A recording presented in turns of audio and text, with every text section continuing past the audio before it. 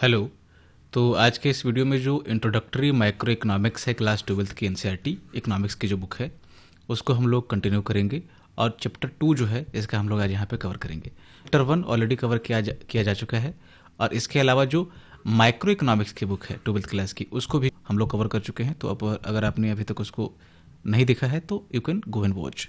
Chapter 2 का जो title है वो है national income accounting. National income के बारे में बात होगी। इसके अलावा देखेंगे कि जो इकोनॉमी है वो किस तरह से फंक्शन करती है और सर्कुलर फ्लो ऑफ इनकम एक बहुत इंपॉर्टेंट कॉन्सेप्ट है इकोनॉमी का, उसको हम लोग यहाँ पे कवर करेंगे। और अकाउंटिंग के क्या क्या मेथड्स हैं, मतलब नेशनल इनकम को देखेंगे, उसके अकाउंटिंग से लेकर के बाकी सारी जो चीज़ें हैं वो सब, चाहे वो जीडीपी हो चाहे जीएनपी एनएनपी, जो सारे कॉन्सेप्ट हैं।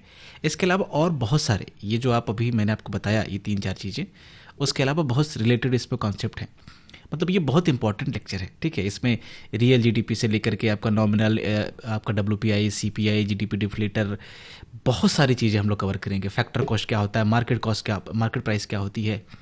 तो आप प्लीज़ इसको जो है वो देखो, इसको मिस मत करो इस वीडियो को। तो ज़्यादा भूमिका न बांधते हुए टॉपिक पे आते हैं हम लोग और इसको देखो क्या है इसमें। सबसे पहले इस चैप्टर में जो है एक डिबेट की तरह इसको यहाँ पे लिया गया है वेल्थ और रिसोर्सेज का, कि क्वेश्चन यहाँ पे किया जाता है कि क्या जो चीज़ है वेल्थ जनरेट करती है, क्यों कुछ कंट्री रिच है कुछ कंट्री पुअर है। रिसोर्सेज की बात बेसिकली की गई कि जिसके पास रिसोर्सेज हैं, जिस कंट्री के पास, क्या वो रिच है, या फिर जो कंट्री रिच है क्या उसके पास बहुत ज़्यादा रिसोर्सेज थे और जिसके पास नहीं थे क्या वो पुअर है। तो इसको लेकर के एक रिसोर्स पैराडॉक्स की बात की जाती है। पैराडॉक्स का मतलब कि जो चीज़ें होनी चाहिए वो नहीं है, मतलब एक तरह से कॉन्ट्राडिक्ट कर रहा है चीज़ों को, है ना। जैसे देखो यहाँ पे कि अगर किसी कंट्री के पास नेचुरल रिसोर्सेज हैं, नेचुरल रिसोर्सेज का मतलब कि आपके मिनरल्स हो गए, आयरन ओर, गोल्ड, डायमंड, बहुत जो भी नेचुरल रिसोर्सेज आप देख सकते हो वो आपके हैं। उसके बाद फॉरेस्ट है, फर्टाइल लैंड है, लेकिन वो गारंटी नहीं है कि वो कंट्री क्या होगा, वेल्दी होगा या फिर रिच होगा, उस चीज़ की गारंटी नहीं है। अगर रिसोर्सेज के बेस पे कोई कंट्री रिच होता तो अफ्रीका बहुत रिच होता। अफ्रीका के पास भर भर के रिसोर्सेज है, आप वहाँ पे जाकर के देखो ना, मतलब जाकर के नहीं देखोगे बट जो डेटा है कि वहाँ पर जो रिजर्व हैं, खास करके जो आपके मिनरल्स के रिजर्व हैं वो बहुत ज़्यादा हैं। इवन कि फॉरेस्ट रिसोर्स तो है ही वहाँ पे, चलो लैंड भी अच्छी खासी है वहाँ पे। तो उसके बाद भी अफ्रीका क्या है कि वन ऑफ द पोवरेस्ट नेशंस में आते हैं वहाँ का अफ्रीका के जो कंट्रीज़ हैं। वहीं लैटिन अमेरिका आप देखो, ब्राज़ील वगैरह ये सब देखो, वहाँ पे अमेजोन जो आपका रेन फॉरेस्ट वगैरह एरिया है। उसके बाद नेचुरल रिसोर्सेज भी जम के है वहाँ पे। नेचुरल रिसोर्स मतलब जो मिनरल्स वगैरह खास करके उसके रिजर्व है। इवन क्या वेनेजुएला जैसे कंट्री को लो तो वहाँ पे जम करके क्या है आपका जो पेट्रोलियम है वो है, लेकिन क्या वो रिच है? नहीं, वो आज भी क्राइसिस से जूझ रहा है वो कंट्री। तो ये गारंटी नहीं है कि किसी के पास अगर रिसोर्सेज है अच्छे खासे मात्रा में किसी कंट्री के पास, तो वो आपका रिच ही हो या फिर वेल्दी हो। आप बहुत सारे जो कंट्री है जो परस्परस है, जो रिच हैं, उसके पास आप देखेंगे कि नेचुरल रिसोर्सेज तो है ही नहीं, लेकिन वो क्या है, वेल्दी हैं। जैसे जापान का एग्जांपल बहुत फेमसली दिया जाता है। जापान बहुत छोटा सा कंट्री है, आइलैंड कंट्री है, लेकिन ये वर्ल्ड के टॉप प्रोड्यूसर में आता है आपका स्टील का। अब इंडिया पीछे था जापान से, इंडिया को पीछे कर, मतलब जापान को पीछे करके इंडिया फिर वो है आपका सेकंड लार्जेस्ट प्रोड्यूसर बना आपका स्टील का। जो भी हो, अभी डेटा ऊपर नीचे हो जाएगा, बट जापान जो है one of the largest producer है आपका किसका, स्टील का। लेकिन क्या इसके पास आयरन ओर है? आप देखेंगे तो है ही नहीं इसके पास। तो कैसे प्रोड्यूस कर रहा है? रिसोर्स तो इसके पास नहीं है, बट स्टिल जापान बहुत सारे मामलों में वेल्दी है। इसी तरीके से यूरोपियन कंट्रीज बहुत सारे रिसोर्सेज उसके पास नहीं है, but they are very very rich. तो इससे मतलब रिसोर्स है बट रिच नहीं है। तो ये एक तरह का पैराडॉक्स है, इसी को रिसोर्स पैराडॉक्स जो है इस चैप्टर में कहा गया है। तो सिर्फ रिसोर्स होना आपके लिए इंपॉर्टेंट नहीं है, इंपॉर्टेंट है कि उसको ट्रांसफॉर्म करके आप फर्दर उसको मतलब बाकी चीज़ों में कन्वर्ट कर रहे हो कि नहीं। जैसे आपके पास अगर अफ्रीका के पास मिनरल्स है, तो क्या अफ्रीका उस मिनरल को ट्रांसफॉर्म करके इसको प्रोडक्शन के लिए या बाकी सारी चीज़ों के लिए इस्तेमाल कर रहा है कि नहीं। अगर लोहा है, अगर आयरन ओर है, तो उसको निकाल करके उसको प्रोसेस करना पड़ेगा ना। सिर्फ ज़मीन में रहने से, रिजर्व रहने से कोई रिच नहीं होता। तो ये जो ट्रांसफॉर्मेशन है वो डिसाइड करता है कि वेल्थ होगा कि नहीं। सिर्फ रिसोर्स नहीं डिसाइड करता, रिसोर्स का ट्रांसफॉर्मेशन डिसाइड करता है। अब हम लोग जो है वो टाइप्स ऑफ गुड्स देखते हैं। ये कॉन्सेप्ट आपका जो टाइप्स ऑफ गुड है जो हम लोग डिस्कस करने वाले हैं, ये फर्दर अभी नेशनल इनकम अकाउंटिंग में जो है यूज होने वाली है सारे कॉन्सेप्ट। तो पहले इसको समझ लेते हैं ताकि कन्फ्यूजन वहाँ पे ना रहे कि फाइनल गुड्स क्या होता है, इंटरमीडिएट गुड्स क्या होता है, कैपिटल गुड्स क्या होता है। ये सारी चीज़ें अगर आपको पहले मालूम रहेगी तो दिक्कत नहीं होगा। तो फाइनल गुड्स क्या होता है कोई भी चीज़ जो रेडी टू यूज हो, कोई भी वैसा गुड्स, जैसे आप शर्ट पहनते हो तो शर्ट को आप सीधे शॉप से लेकर के पहन सकते हो, आप यूज कर सकते हो। तो जो भी जिसका फाइनल यूज सीधे हो सकता है, वे सारे गुड क्या हो सकते हैं, मतलब क्या कहे जाएंगे, वो फाइनल गुड कहे जाएंगे। ये जो है इसको और कोई प्रोडक्शन के स्टेज से या फिर ट्रांसफॉर्मेशन के प्रोसेस से गुजरना नहीं पड़ेगा। अब शर्ट बन गया है तो इसको आप अब क्या ट्रांसफॉर्म करोगे ताकि ये यूज में आए, ये ऑलरेडी यूज में है, ये फाइनल गुड्स हैं। लेकिन इस शर्ट को बनाने के लिए कुछ चीज़ें चाहिए होगी, जैसे कुछ चीज़ें लगी थी ना, मान लो कि रॉ जो कपड़ा था आपका, जो जो सिला हुआ कपड़ा नहीं था वो लगा होगा, कपड़ा किसी चीज़ से बना होगा, कॉटन से बना होगा या फिर यान से बना होगा, तो ये सारा चीज़ क्या कहलाएगा, ये इंटरमीडिएट गुड कहलाएगा। इंटरमीडिएट गुड का मतलब कि वो गुड्स आपके एज अ इनपुट यूज होते हैं किसी भी फाइनल गुड को प्रोड्यूस करने में, है ना। यानी कि ये जो प्रोडक्शन के प्रोसेस में कंप्लीटली क्या होंगे, ट्रांसफॉर्म हो जाते हैं, यूज हो जाते हैं। जैसे एग्जांपल के लिए यहाँ पे दिया जा रहा है कि जो कॉटन है, तो कॉटन को सेल किया जाए, कॉटन क्या है, फाइनल गुड्स है, नहीं, कॉटन को आप डायरेक्टली यूज नहीं कर सकते। तो आप क्या करोगे कि इसको फिर स्पिनिंग मिल में भेज करके आप इसका धागा बनाओगे, यान बनाओगे। फिर यान को आप क्या करोगे, टेक्सटाइल मिल में भेजोगे, वो क्या करेगा, इस यान का क्लॉथ बनाएगा। फिर ये क्लॉथ से जाकर के कोई जो टेलर होगा, टेलर जो होता है आपका जो कपड़े सिलता है, वो जाकर के ये शर्ट बनाएगा, तब जाकर के ये फाइनल गुड बनेगा। तो फाइनल गुड का मतलब कि जो जिसको आप यूज कर सकते हो सीधे बिना कोई फर्दर आपका प्रोडक्शन में डाले हुए या फिर ट्रांसफॉर्म किए हुए। आपका इंटरमीडिएट गुड का मतलब होता है कि जो फाइनल गुड के प्रोडक्शन में यूज होता है एज अ आपका इंटरमीडिएट गुड। नाम में ही देखो सब कुछ लिखा हुआ है, फाइनल और इंटरमीडिएट। इंटरमीडिएट का मतलब बिटवीन द प्रोसेस जो यूज हो, तो ये आपका हो गया। थर्ड है आपका देखो कंजप्शन गुड। कंजप्शन गुड का मतलब क्या होता है कि वे सारे गुड जिसको कंज्यूम करने के पर्पज से जो है उसको आपका बनाया जाए। जैसे आपका फूड हो गया, क्लोथिंग हो गया, ये कहीं आगे जाकर के कोई किसी गुड्स एंड सर्विसेज के प्रोडक्शन में इस्तेमाल नहीं किया जाएगा इसको। जिन गुड्स का आगे जाकर के किसी चीज़ में किसी और फर्दर गुड्स एंड सर्विसेज को प्रोड्यूस करने में इस्तेमाल किया जाएगा, उसको हम लोग कैपिटल गुड्स के नाम से जानते हैं। जैसे कोई मशीन है, तो मशीन को क्या कर सकते हैं हम, जैसे अब वो टेलर था, तो वो टेलर जो क्लॉथ को सिलता है, तो वो उसके लिए जो मशीन है उसके लिए कैपिटल है। तो उस मशीन से जो फर्दर जो है अपना लाइवलीहुड अर्न कर सकता है, वो कपड़े सिल करके लोगों को दे सकता है। कुछ टूल्स है, जैसे टूल्स होते हैं आपके मैकेनिक के पास, तो मैकेनिक उस टूल को इस्तेमाल कर करके क्या करता है, अपना इनकम जनरेट करता है, किसी को सर्विस देता है। तो ये सारा चीज़ आपका कैपिटल गुड्स की कैटेगरी में आता है। ये सारे आपके ड्यूरेबल गुड्स होते हैं, मतलब टिकाऊ गुड्स होते हैं। ऐसा नहीं कि वो 2 दिन 4 दिन में ख़राब हो जाएंगे। जबकि कंज्यूमर गुड्स में आप देखोगे कि जो खाने वाली चीज़ें हैं वो जल्दी ख़राब हो जाती है। आपका क्लोथिंग है तो चलो ये टिकता है, कुछ महीने तक आप इसको पहन लोगे। तो ये सारी चीज़ें हैं। जब ये क्लोथिंग, ये आपका जो कैपिटल गुड्स है, ये इसके साथ एक चीज़ जुड़ा हुआ होता है कि ये धीरे धीरे, जैसे आपने कोई मशीन खरीदा या कोई टूल खरीदा, तो धीरे धीरे पुराना होगा, ओल्ड होगा। आप उसको यूज करोगे तो उसमें थोड़ा सा वियर एंड टियर होगा, मतलब वो समय के साथ घिसेगा ना, तो उसके कारण उसकी वैल्यू जो है वो धीरे धीरे घटती है समय के साथ, जैसे जैसे वो पुरानी होती है, जैसे जैसे उसको आप यूज करते हो। तो इसको एक टर्म देते हैं जिसको बोलते हैं हम लोग डेप्रिसिएशन। हालांकि इस कॉन्सेप्ट को भी आगे देखेंगे। तो ये आपका कैपिटल गुड्स और आपका कंजप्शन गुड्स हुआ। फिफ्थ से आपका देखो कंज्यूमर ड्यूरेबल। ये क्या होता है, ये देखो कंजप्शन गुड्स ही होते हैं, लेकिन क्या होते हैं कि कैपिटल गुड्स की तरह टिकाऊ होते हैं, थोड़े थोड़े लंबे समय तक ये चल सकते हैं, लेकिन होंगे क्या, कंजप्शन के पर्पस के लिए ही इसको इस्तेमाल किया जाएगा।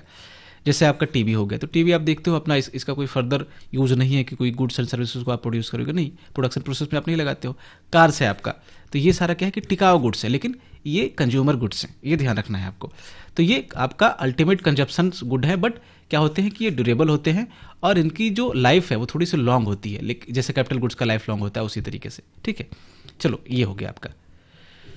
फिर अब इन्वेस्टमेंट वर्सेस डिप्रिसिएशन का कॉन्सेप्ट है, इसको समझो। तो इन्वेस्टमेंट का मतलब क्या है कि आप कोई भी जब कैपिटल गुड को एक्वायर करते हो, उसको खरीदते हो, कैपिटल गुड्स का मतलब कि वे सारे गुड्स जिसको हम प्रोडक्शन के प्रोसेस में यूज़ करते हैं। जैसे मशीन हमने देखा, बिल्डिंग्स हो गया, बिल्डिंग्स में आप क्या करोगे, मतलब फैक्ट्री आप लगा लोगे तो फैक्ट्री में प्रोडक्शन होगा, तो फर्दर आप इसको यूज करोगे प्रोडक्शन के प्रोसेस में।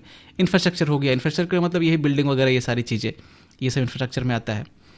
तो इन कैपिटल गुड को एक्वायर करने में जो आप खर्चे करते हो, यानी कि जितना आप टोटल एक्सपेंडिचर करोगे या फिर इसको इन्वेस्टमेंट आप बोल लो, उसको हम लोग ग्रॉस इन्वेस्टमेंट बोलते हैं। इन्वेस्टमेंट का मतलब कि किसी प्रोडक्टिव चीज़ में आप लगा रहे हो पैसा, उसको इन्वेस्टमेंट बोलते हैं। और टोटल आपने जो एक्वायर करने में ये पैसा लगाया, उसको ग्रॉस बोल देंगे। ग्रॉस का मतलब ओवरऑल, टोटल।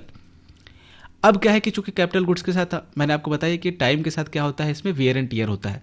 धीरे धीरे समय के साथ इसकी वैल्यू घटती है जैसे जैसे आप इसको यूज करते हो। सपोज आपने किसी कोई मशीन खरीदी थी 1 लाख रुपए में, तो 5 साल के बाद उसकी वैल्यू 1 लाख नहीं रहेगी ना, हो सकता है कि घट करके आपका 60,000 रुपीज़ हो जाए, 40,000 उसकी वैल्यू घट जाए या और भी ज़्यादा घट जाए। तो ये जो वैल्यू घटी वही क्या है, आपका डिप्रिसिएशन है, समय के साथ जो वैल्यू घटती है। ठीक है, तो ये आपका कैपिटल गुड्स पे ये होता ही होता है। और उसके बाद ये डिपेंड करता है खासतौर पे कि उसकी एक्सपेक्टेड लाइफ कितनी ज़्यादा हुई है कितनी कम हुई है। सिंपल आपको याद रखना है कि टाइम के साथ कोई भी जो कैपिटल गुड होता है उसकी वैल्यू धीरे धीरे घटती जाती है। उस वैल्यू के जो वैल्यू में मतलब जो डिक्रीज आता है उसको डिप्रिसिएशन बोलते हैं। नेट इन्वेस्टमेंट क्या होगा, ये तो ग्रॉस था, नेट क्या होगा, तो जब आप ग्रॉस से डिप्रिसिएशन को माइनस कर दोगे, ग्रॉस इन्वेस्टमेंट से जब आप डिप्रिसिएशन को हटा दोगे तो ये नेट इन्वेस्टमेंट आएगा। जैसे आपने कोई मशीन खरीदी 1 लाख में, अब वो मशीन की वैल्यू वन ईयर के बाद जो है वो आप देखोगे तो कितनी रह जाएगी। मान लो कि इसमें डिप्रिसिएशन पहले आया 10,000 का, तो नेट आपका इन्वेस्टमेंट कितना हो जाएगा, 90,000 हो जाएगा, यानी कि 1 लाख माइनस 10,000, तो ये आपका नेट हो गया। सिंपल सी चीज़ है, ग्रॉस से नेट में जाना हो तो आपका डिप्रिसिएशन को माइनस कर देना है, खत्म। अब हम लोग देखते हैं, बहुत इंपॉर्टेंट कॉन्सेप्ट है, इसको समझो अच्छे से आप। सर्कुलर फ्लो ऑफ इनकम, किसका फ्लो, इनकम का फ्लो। यानी कि ये जो मॉडल है ये बताता है, ये हमें हेल्प करता है इस चीज़ को विजुअलाइज करने में कि कैसे पूरी इकोनॉमी में बिटवीन द सेक्टर्स जो इनकम है वो मूव करती है। इनकम का मूवमेंट बेसिकली दिखाता है। यहाँ पे इमेजिन किया गया है या फिर अज्यूम किया गया है कि इकोनॉमी में ऐसा मान लो, सिंप्लीफाई करने के लिए ताकि आपको अच्छे से समझ में आए। हालांकि सेक्टर तो बहुत सारे हैं, लेकिन सारे सेक्टर के एग्जांपल तो यहाँ पे नहीं ले सकते समझने के लिए। समझने के लिए क्या होता है कि इकोनॉमिक्स में कुछ सिंपल चीज़ों को अज्यूम कर लिया जाता है, मान लिया जाता है, जिसको अजम्पशंस बोलते हैं बेसिकली। तो यहाँ पे एक अजम्पशन सेट किया गया है कि ऐसा मान लो कि इकोनॉमी में सिर्फ 2 सेक्टर हैं। कौन कौन, एक हाउस होल्ड है एक तरफ और दूसरी तरफ क्या है, फर्म्स है। कोई गवर्नमेंट वगैरह यहाँ पे अभी हम लोग नहीं लाएंगे। जब गवर्नमेंट वगैरह को ले आएंगे तो वो फिर अलग चीज़ हो जाएगा। इसीलिए जब ये 2 ही प्लेयर्स हैं, यहाँ पे 2 ही सेक्टर हैं, तो इसको 2 सेक्टर मॉडल भी कहा जाता है या फिर सिंप्लीफाइड मॉडल कहा जाता है। एक मॉडल में गवर्नमेंट वगैरह आएगा तो वो एक्सटेंडेड मॉडल हो जाएगा, उसकी चर्चा ये चैप्टर अभी नहीं करता फिलहाल, जब करेगा तब देखेंगे। तो 2 सेक्टर हमने मान लिया, कौन कौन, हाउस होल्ड को और फर्म को। हाउस होल्ड क्या करता है कि ये फैक्टर ऑफ प्रोडक्शन जो है वो ऑन करता है। फैक्टर ऑफ प्रोडक्शन का मतलब वे सारी चीज़ें जो किसी भी गुड्स या फिर सर्विसेज के प्रोडक्शन में इस्तेमाल होगी, लगेगी, उसको क्या बोलते हैं, फैक्टर ऑफ प्रोडक्शन बोलते हैं। बहुत सारी चीज़ें लगती है तो उसको हम 4 कैटेगरी में हम लोग बांटते हैं या फिर इकोनॉमिक्स बांटता है। पहला क्या है आपका, लेबर, लैंड, कैपिटल और एंटरप्रेन्योरशिप। हमेशा याद रखना है, जब भी आपको कोई फैक्टर ऑफ प्रोडक्शन पूछे तो क्या होता है, लैंड, लेबर, कैपिटल और आपका एंटरप्रेन्योरशिप। ये 4, जैसे लैंड चाहिए होगा किसी को, अगर आप जैसे कोलगेट है तो कोलगेट को अगर टूथपेस्ट बनाना है तो पहले वो फैक्ट्री डालेगा, फैक्ट्री डालने के लिए लैंड चाहिए होगा, फिर फैक्ट्री डल गई तो फैक्ट्री डलने के लिए क्या चाहिए होगा, कैपिटल चाहिए होगा, पैसा चाहिए होगा ना, पैसा कहीं बैंक से लेके आया, लोन में लेके आया, जो भी लेके आया वो कैपिटल चाहिए होगा उसको।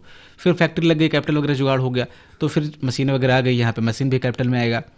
तो अब क्या है, उसको क्या चाहिए, उसको लेबर्स चाहिए, काम करने वाले।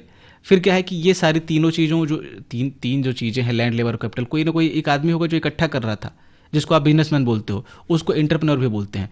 तो उसकी जो कैपेसिटी होगी, ये सारी चीज़ें होगी, उसको एंटरप्रेन्योरशिप बोलते हैं हम लोग। तो ये 4 चीज़ें किसी भी गुड्स एंड सर्विसेज को प्रोड्यूस करने में चाहिए होता है, लैंड, लेबर, कैपिटल और एंटरप्रेन्योरशिप।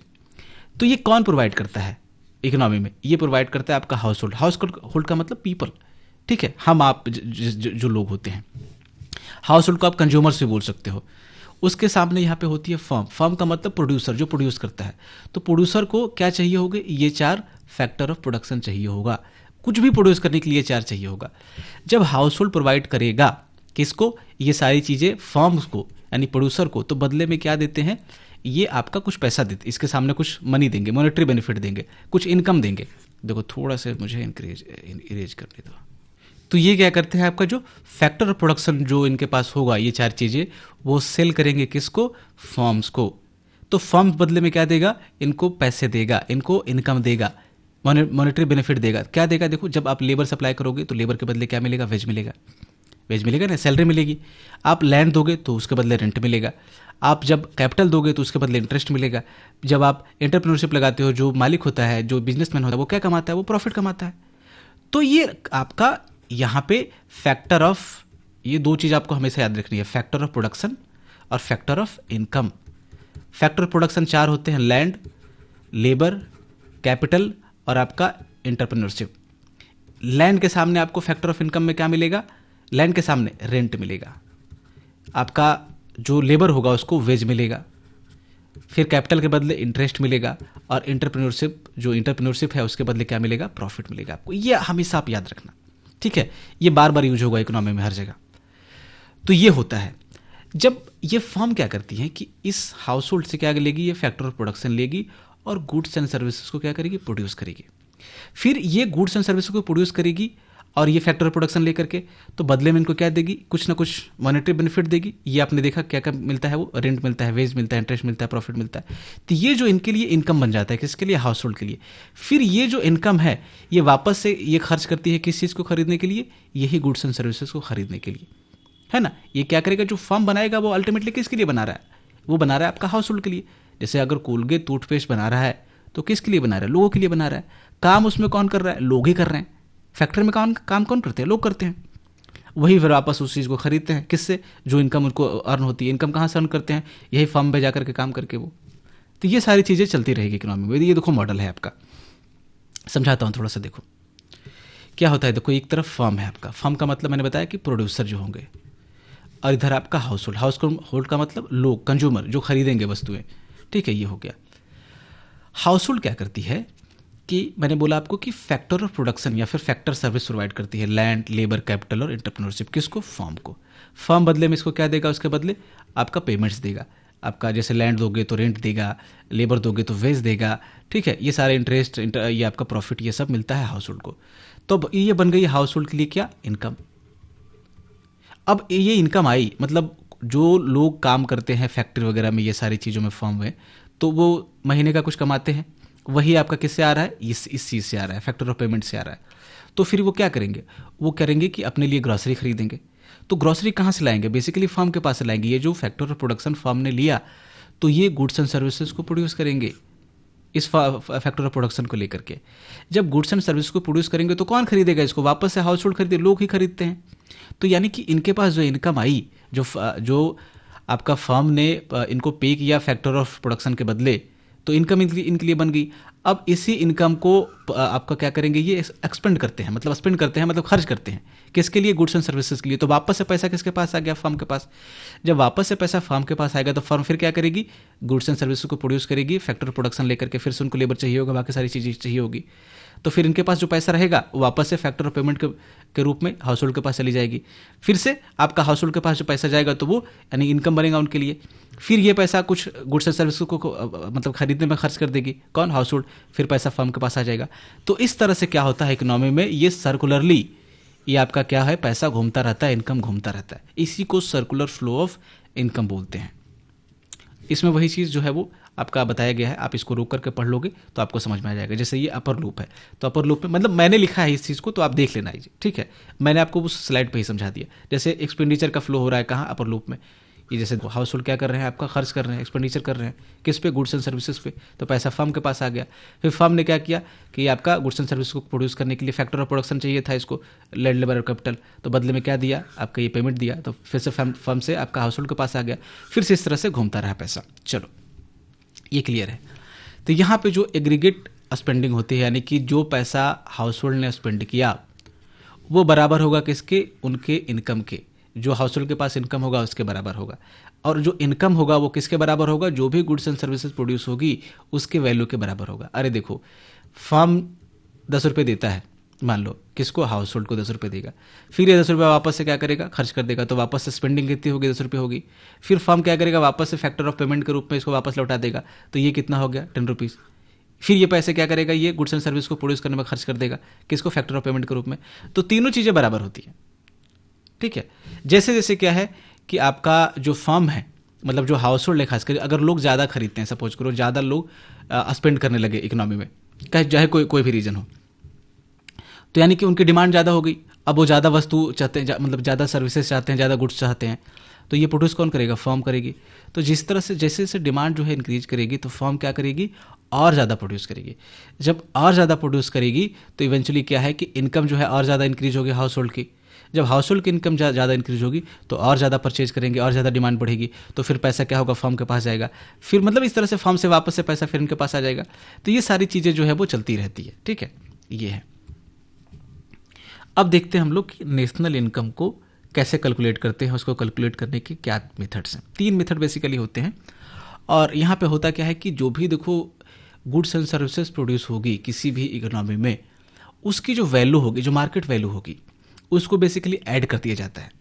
तो उससे क्या निकल जाता है, आपका नेशनल इनकम निकल जाता है। हालांकि नेशनल इनकम थोड़ा सा डिफरेंट है जीडीपी से, इसको जीडीपी आप बोल लो। अभी नेशनल इनकम देखेंगे कि जब जीडीपी पहले निकालेंगे, फिर जीडीपी से हम जाएंगे आपका जीएनपी पे, जीएनपी से जाएंगे एनएनपी पे, फिर एनएनपी एट जो फैक्टर कॉस्ट होगा, मतलब जो भी है, तो उसको नेशनल इनकम बोला जाता है।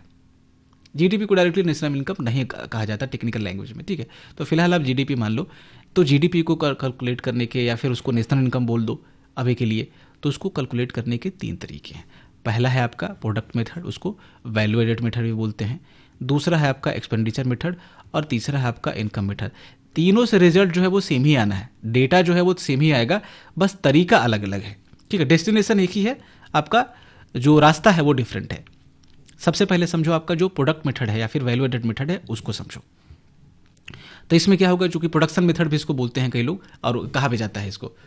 तो जो भी आपका गुड्स एंड सर्विसेज इकोनॉमी में प्रोड्यूस होगी, उसका जो मार्केट वैल्यू होगा, उसको आपको क्या करना है, सम कर देना है, ठीक है, उसको ऐड कर देना है। सपोज अगर 100 रुपीज़ का कुछ प्रोड्यूस हुआ, सपोज करो, तो उसको ऐड कर दो, ठीक है। मान लो कि अगर किसी इकोनॉमी में ब्रेड प्रोड्यूस हो रहा है, तो 100 रुपीज़ का ब्रेड प्रोड्यूस हुआ, फिर आपका कुछ और कोई चीज़ प्रोड्यूस हुई 200 रुपीज़ की, तो टोटल मान लो 2 ही चीज़ें ए और बी हो रही है, तो ए की वैल्यू हो गई है 100 रुपीज़ जो एक ईयर में प्रोड्यूस हुआ, और बी की वैल्यू हो गई आपका 200 रुपीज़।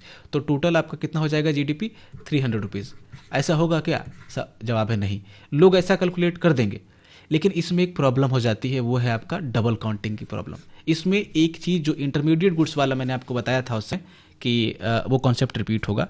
देखो 2 कॉन्सेप्ट मैंने आपको बताया, फाइनल गुड्स का और दूसरा है इंटरमीडिएट गुड्स का। इसको येलो कर लूँ, थोड़ा ज़्यादा विजिबल हो जाएगा मेरे ख्याल से। हाँ, इंटरमीडिएट गुड्स का और फाइनल गुड्स का देखो क्या होता है। इसको टैकल करने के लिए हम लोग क्या करते हैं, वैल्यू एडेड का मेथड अपनाते हैं, जो ये मेथड एक्चुअल में है। होता क्या है, देखो प्रॉब्लम ऑफ डबल काउंटिंग में, कि इसमें जब हम टोटल प्रोडक्शन को जब ऐड कर रहे होते हैं, ये 100 और 200 ऐड कर रहे होते हैं, तो कुछ चीज़ें जब ये एक्चुअल इकोनॉमिक्स में अप्लाई होगी, तो कुछ चीज़ें 2 बार काउंट हो जाती है ना, जिसके कारण से वो आपका जो फिगर आएगा, जीडीपी का जो फिगर आएगा, वो थोड़ा सा मिसलीडिंग आएगा। सपोज करो ना, देखो चलो एग्जाम्पल पहले डिस्कस ही कर लेते हैं। ये फार्मर और बेकर का, फार्मर ने क्या किया कि वीट उगाया फ्रेशली, अभी कुछ उसमें पहले कुछ था नहीं, तो सीधे इसने वीट उगाया, और उस वीट की वैल्यू क्या है आपका 100 kg, मतलब 100 रुपीज़ है। मान लो 2 kg ऑफ वीट उगाया होगा इसने, तो 2 kg वीट उगाया फार्मर ने, 2 kg वीट की वैल्यू कितनी हो गई, 100 रुपीज़। तो फार्मर ने इकोनॉमी में कितना वैल्यू ऐड किया, वैल्यू एडेड की बात होगी अब, तो वैल्यू कितना ऐड किया, तो वैल्यू ऐड किया इसने फार्मर ने कितना, 100 रुपीज़ का। फिर ये फार्मर क्या करता है, ये किसी बेकर को, जो बेकरी वाला है जो ब्रेड बनाता है, उसको ये वीट को सेल कर देता है आधा वीट अपना क्या करता है, खुद के लिए रख लेता है, बाकी वो आधा 50 रुपीज़ में सेल कर देता है किसको, किसी बेकर को। तो बेकर के पास आ गया 50 रुपीज़ का ये वीट। अब बेकर ने क्या किया, इससे ये 50 रुपये का वीट लेकर के इससे ब्रेड प्रोड्यूस किया।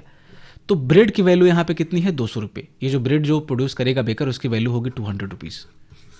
तो बेकर ने कितनी वैल्यू, देखो अभी ऐसे कुछ लोग क्या करेंगे कि फार्मर ने कितना प्रोड्यूस किया, वैल्यू मतलब फार्मर ने वीट प्रोड्यूस किया, उसकी वैल्यू कितनी हुई, 100 रुपीज़।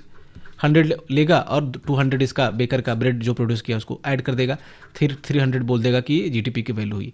लेकिन यहाँ पे एक प्रॉब्लम क्या हुई ना, देखो कि ये जो 200 बेकर ने प्रोड्यूस किया है, मतलब कि जो वैल्यू ऐड की है इकोनॉमी में, उसमें क्या है कि हालांकि 200 नहीं किया, मैं बताऊंगा इसने 150 करा रहेगा। लेकिन अभी क्या है कि अभी समझ लो कि कोई गलती करेगा ये अगर, तो इसमें क्या प्रॉब्लम होती है कि ये जो 200 ब्रेड का जो रेट है, उसमें ये 50 रुपीज़ ऑलरेडी इंक्लूडेड है, ये आपको ध्यान रखना है। अरे अगर ब्रेड 200 रुपये में बिकेगा बेकर के द्वारा, मतलब बेकर बेचेगा, तो उसमें इसने जो बीट का जो कीमत इसका कॉस्ट होगा वो भी तो इंक्लूड किया रहेगा ना इसने, तभी ना। जिससे क्या करता हो ना कि आप कोई चीज़ आपने प्रोड्यूस की, आपको प्रोड्यूस करने में 10 रुपीज़ उसमें लागत लगी, कॉस्ट आया, तो क्या आप 10 रुपीज़ में बेचोगे, नहीं 12 रुपीज़ में बेचोगे। ₹12 में बेचोगे ना, मतलब कि अगर ₹2 का कुछ और आपने इसमें रॉ मटेरियल लगाया, फिर ₹3 का कुछ और रॉ मटेरियल लगाया, फिर ₹4 का कुछ और रॉ मटेरियल लगाया, 3-4 रॉ मटेरियल इसमें लगाया, तो फिर आप देखोगे कि अच्छा ₹2 आप 2 + 3 + 4 कर दोगे कि टोटल कॉस्ट आपका कितना आया है, तो आपका 7 + 9 हो जाएगा, 9 हो गया, ठीक है। फिर आप इसमें एक आध रुपये का मार्जिन रखोगे तो ₹10 में बेच दोगे या ₹12 में बेच दोगे। तो यानी कि आपने जो ₹9 या ₹10 रखा, उसमें सारी चीज़ें आपने ऐड कर दी थी जो पहले आपको कॉस्ट आया था। तो ये बेकर जो ₹200 जिसने ब्रेड का कीमत रखा होगा, उसमें ये ₹50 इसने ऐड किया है। तो जब आप सीधे 100 और 200 को करोगे तो इस 100 में ऑलरेडी ₹50 का पहले वाला वीट है, वीट तो पहले इसमें है, और आपने 200 जब इसको ऐड किया तो ₹50 का वीट 2 बार ऐड हो गया। तो ये फिगर जो है आपका गलत आया। इसीलिए हम वैल्यू एडेड मेथड का यूज करते हैं। वैल्यू एडेड मेथड का मतलब क्या होता है, इसका वैल्यू एडेड का पहले लिटरल मीनिंग समझ लो क्या होता है, कि जो नेट कंट्रीब्यूशन आपका किया जाता है किसी भी आपका इकोनॉमिक एजेंट के द्वारा, उसको हम लोग वैल्यू एडेड बोलते हैं। तो फार्मर के द्वारा यहाँ पे कितना वैल्यू एडेड किया गया था, आपका ₹100 किया गया था। फिर देखेंगे कि आपका जो बेकर होगा उसके द्वारा कितना किया जाएगा। पहले देखो फॉर्मूला क्या है, अगर वैल्यू एडेड आपको निकालना है तो जो भी वैल्यू ऑफ प्रोडक्शन होगा उसमें आप वैल्यू ऑफ इंटरमीडिएट गुड्स को क्या करोगे, माइनस कर दोगे। तो बेकर के सेंस देखो, वीट तो फार्मर ने फर्स्ट टाइम प्रोड्यूस किया है तो उसके लिए वैल्यू एडेड 100 ही होगा। लेकिन जो आपका 200 का आपका ये हुआ ब्रेड हुआ, तो उसमें देखेंगे कि क्या कोई इंटरमीडिएट गुड्स लगा था। वीट वाले केस में कोई इंटरमीडिएट गुड नहीं लगा था, तो इसमें 0 होगा, 100 - 0 तो बराबर 100 हो जाएगा इसमें। लेकिन ब्रेड के केस में क्या होगा कि 200 माइनस क्या होगा, इंटरमीडिएट गुड्स के मतलब कि रूप में इसने क्या गेहूं को यूज़ किया था, वीट को यूज़ किया था, जिसकी वैल्यू क्या थी ₹50 थी, तो इसको हम लोग माइनस करेंगे तो इसका 150 आएगा। तो टोटल अब यहाँ पे वैल्यू एडेड मेथड के द्वारा इसको सम करेंगे तो 250 जो है वो एक्चुअल जीडीपी की वैल्यू आएगी। समझ लिया आपने। ये जब का ₹100 फार्मर ने वैल्यू ऐड किया, यानी कि वैल्यू कितना ऐड किया उसने, ₹200 का ब्रेड प्रोड्यूस किया वो अलग चीज़ है, लेकिन वैल्यू ऐड कितने की हुई, ₹50 का वीट तो पहले से यहाँ पे है और 200 का इसने प्रोड्यूस किया, तो टोटल इसने वैल्यू सिर्फ 150 का किया। तो 150 को काउंट करेंगे और आपका इसको जो पहले फार्मर ने किया था उसको काउंट करेंगे। इस तरह से जो है वो वैल्यू एडेड मेथड से जीडीपी को काउंट किया जाता है। आई होप आपको समझ में आया होगा। इसका फार्मूला अगर देखना हो, चलो वैल्यू एडेड का मैंने आपको बता दिया। अगर जो जितने भी गुड्स एंड सर्विसेज से प्रोड्यूस होंगे, ठीक है, तो उसमें जितना भी वैल्यू एडिशन होगा उसको सम कर करके अगर आप जोड़ दोगे पूरे इकोनॉमी में जो फर्म के द्वारा गुड्स एंड सर्विस को प्रोड्यूस किया जाएगा, तो जितनी भी उसकी मॉनेटरी वैल्यू होगी, वैल्यू एडिशन उसमें हुआ होगा, तो वो क्या हो जाएगा, आपका जीडीपी की वैल्यू हो जाएगी या फिर नेशनल इनकम की वैल्यू हो जाएगी। इसमें थोड़ा बहुत इन्वेंट्री एडजस्टमेंट करते हैं, ये हालांकि नहीं भी समझोगे तो कोई दिक्कत नहीं है, बट ठीक है, जो हार्डकोर इकोनॉमिक्स वाले स्टूडेंट हैं वो समझ लें कि अगर जो गुड्स प्रोड्यूस किया गया फर्म्स के द्वारा वो अगर सोल्ड ना हो पाए, फर्म बेच नहीं पाए उस ईयर में, उस अकाउंटिंग ईयर में, तो क्या होगा कि इसको इन्वेंट्री के रूप में काउंट किया जाता है। इन्वेंट्री चेंज इसको बोलते हैं। इन्वेंट्री चेंज का मतलब क्या होता है, जो प्रोडक्शन हुआ और उसके बाद जो सेल हुआ दोनों को माइनस कर दो तो बाकी जो बचेगा उसको चेंज इन इन्वेंट्री बोलते हैं। यानी कि जो बच गया बेसिकली, प्रोडक्शन मान लो कि 100 यूनिट आपने किया, बेच पाया आप 80 यूनिट, तो 20 यूनिट तो बच ही गया ना, तो इसको आप इन्वेंट्री चेंज में काउंट करोगे। तो ये आपका इन्वेंट्री एडजस्टमेंट हो गया, ठीक है। तो सिंपल प्रोडक्शन मेथड से या फिर वैल्यू एडेड मेथड से आप कैसे निकालोगे, जितना भी वैल्यू एडिशन हुआ होगा, जितना उसका वैल्यू होगा वो नहीं, वैल्यू एडिशन जोड़ दोगे आप, तो वैल्यू एडिशन से आपका जीडीपी का वैल्यू निकल जाएगा। चलो अब एक्सपेंडिचर मेथड देखते हैं हम लोग कि ये क्या होता है। देखो, अगर मैं आपसे पूछूं कि जो भी गुड्स एंड सर्विसेज प्रोड्यूस होगी तो वो इकोनॉमी में कहीं ना कहीं बिकेगा ही, सेल तो होगा। अगर वो सेल हो रहा है तो उस पर कोई ना कोई एक्सपेंडिचर करेगा, मतलब कुछ ना कुछ खर्च होगा। तो क्या हो, अगर हम सारे एक्सपेंडिचर को इकोनॉमी में जोड़ दें तो भी वैल्यू इससे निकल आएगी। तो इससे भी क्या होती है कि वैल्यू आपकी आ जाती है, ठीक है। जितने भी तरीके का एक्सपेंडिचर होगा वो कोई ना कोई तो बाय करेगा ना, बाय करेगा तो एक्सपेंडिचर करेगा, उन सब को जोड़ देंगे हम लोग। तो देखो किस किस तरीके से क्या हो सकता है, एक्सपेंडिचर किया जा सकता है, कहाँ कहाँ किया जा सकता है। तो पहले तो कंजप्शन भी किया जा सकता है। तो कंजप्शन को डिनोट करते हैं हम लोग सी से। जो फाइनल गुड्स एंड सर्विसेज बनेगी उसको कंज्यूमर को सेल किया जाएगा, कंज्यूमर उसके लिए क्या करेंगे, एक्सपेंडिचर करेंगे। तो ये हाउस होल्ड के द्वारा जो भी एक्सपेंडिचर किया जाएगा उसको सी में रखेंगे। उसके बाद जो इन्वेस्टमेंट के थ्रू एक्सपेंडिचर होगा, जो फर्म्स जैसे कैपिटल गुड पे इन्वेस्ट करती थी, तो कैपिटल गुड को परचेज करेगी फर्म, तभी तो उस पर पैसे खर्च कर रही है ना, चाहे मशीन हो, चाहे टूल्स हो, चाहे कोई और इम्प्लीमेंट्स हो, तो उसको आय में कंसिडर करते हैं। तो इन्वेस्टमेंट भी क्या है, एक तरह का एक्सपेंडिचर है। कंजप्शन क्या है, एक तरह का एक्सपेंडिचर है। फिर गवर्नमेंट कुछ खर्चे करती है, अपना एक्सपेंडिचर करती है, चाहे वो पेंशन पे हो, चाहे बाकी चीज़ों पे हो, तो गवर्नमेंट एक्सपेंडिचर को आप यहाँ पे रख लोगे। फिर क्या है कि जो आपका नेट एक्सपोर्ट माइनस इंपोर्ट कर करके जो नेट आपका निकलेगा वो यहाँ पे करना पड़ेगा। एक्सपोर्ट को एक्स के डिनोट करेंगे। एक्सपोर्ट का मतलब कि जो चीज़ें आपने बाहर भेजी तो आपको कुछ पैसा मिलेगा उसके लिए, ठीक है। फिर इंपोर्ट जब आप करोगे तो पैसा आप दोगे बेसिकली। जैसे आपने सऊदी अरबिया से तेल मंगाया, पेट्रोलियम, तो भारत ने क्या किया, उसको पैसा पे किया, बेसिकली पे किया ना, तो आपका पैसा गया। अगर कोई चीज़ भारत ने एक्सपोर्ट की तो उससे पैसा भारत के पास आया, तो इसको क्या करोगे आप, नेट कर दोगे इसको, यानी कि जो एक्सपोर्ट है उसमें इंपोर्ट को माइनस कर दोगे, तो ये एक कंपोनेंट आ गया। और बाकी आपका जो कंजप्शन है, इन्वेस्टमेंट है और जो गवर्नमेंट एक्सपेंडिचर है, ये सब को जोड़ करके इसमें ये वाला नेट वाला वैल्यू जोड़ दोगे तो आपका एक्सपेंडिचर मेथड से क्या है वो निकल आएगा जीडीपी की वैल्यू। क्लियर?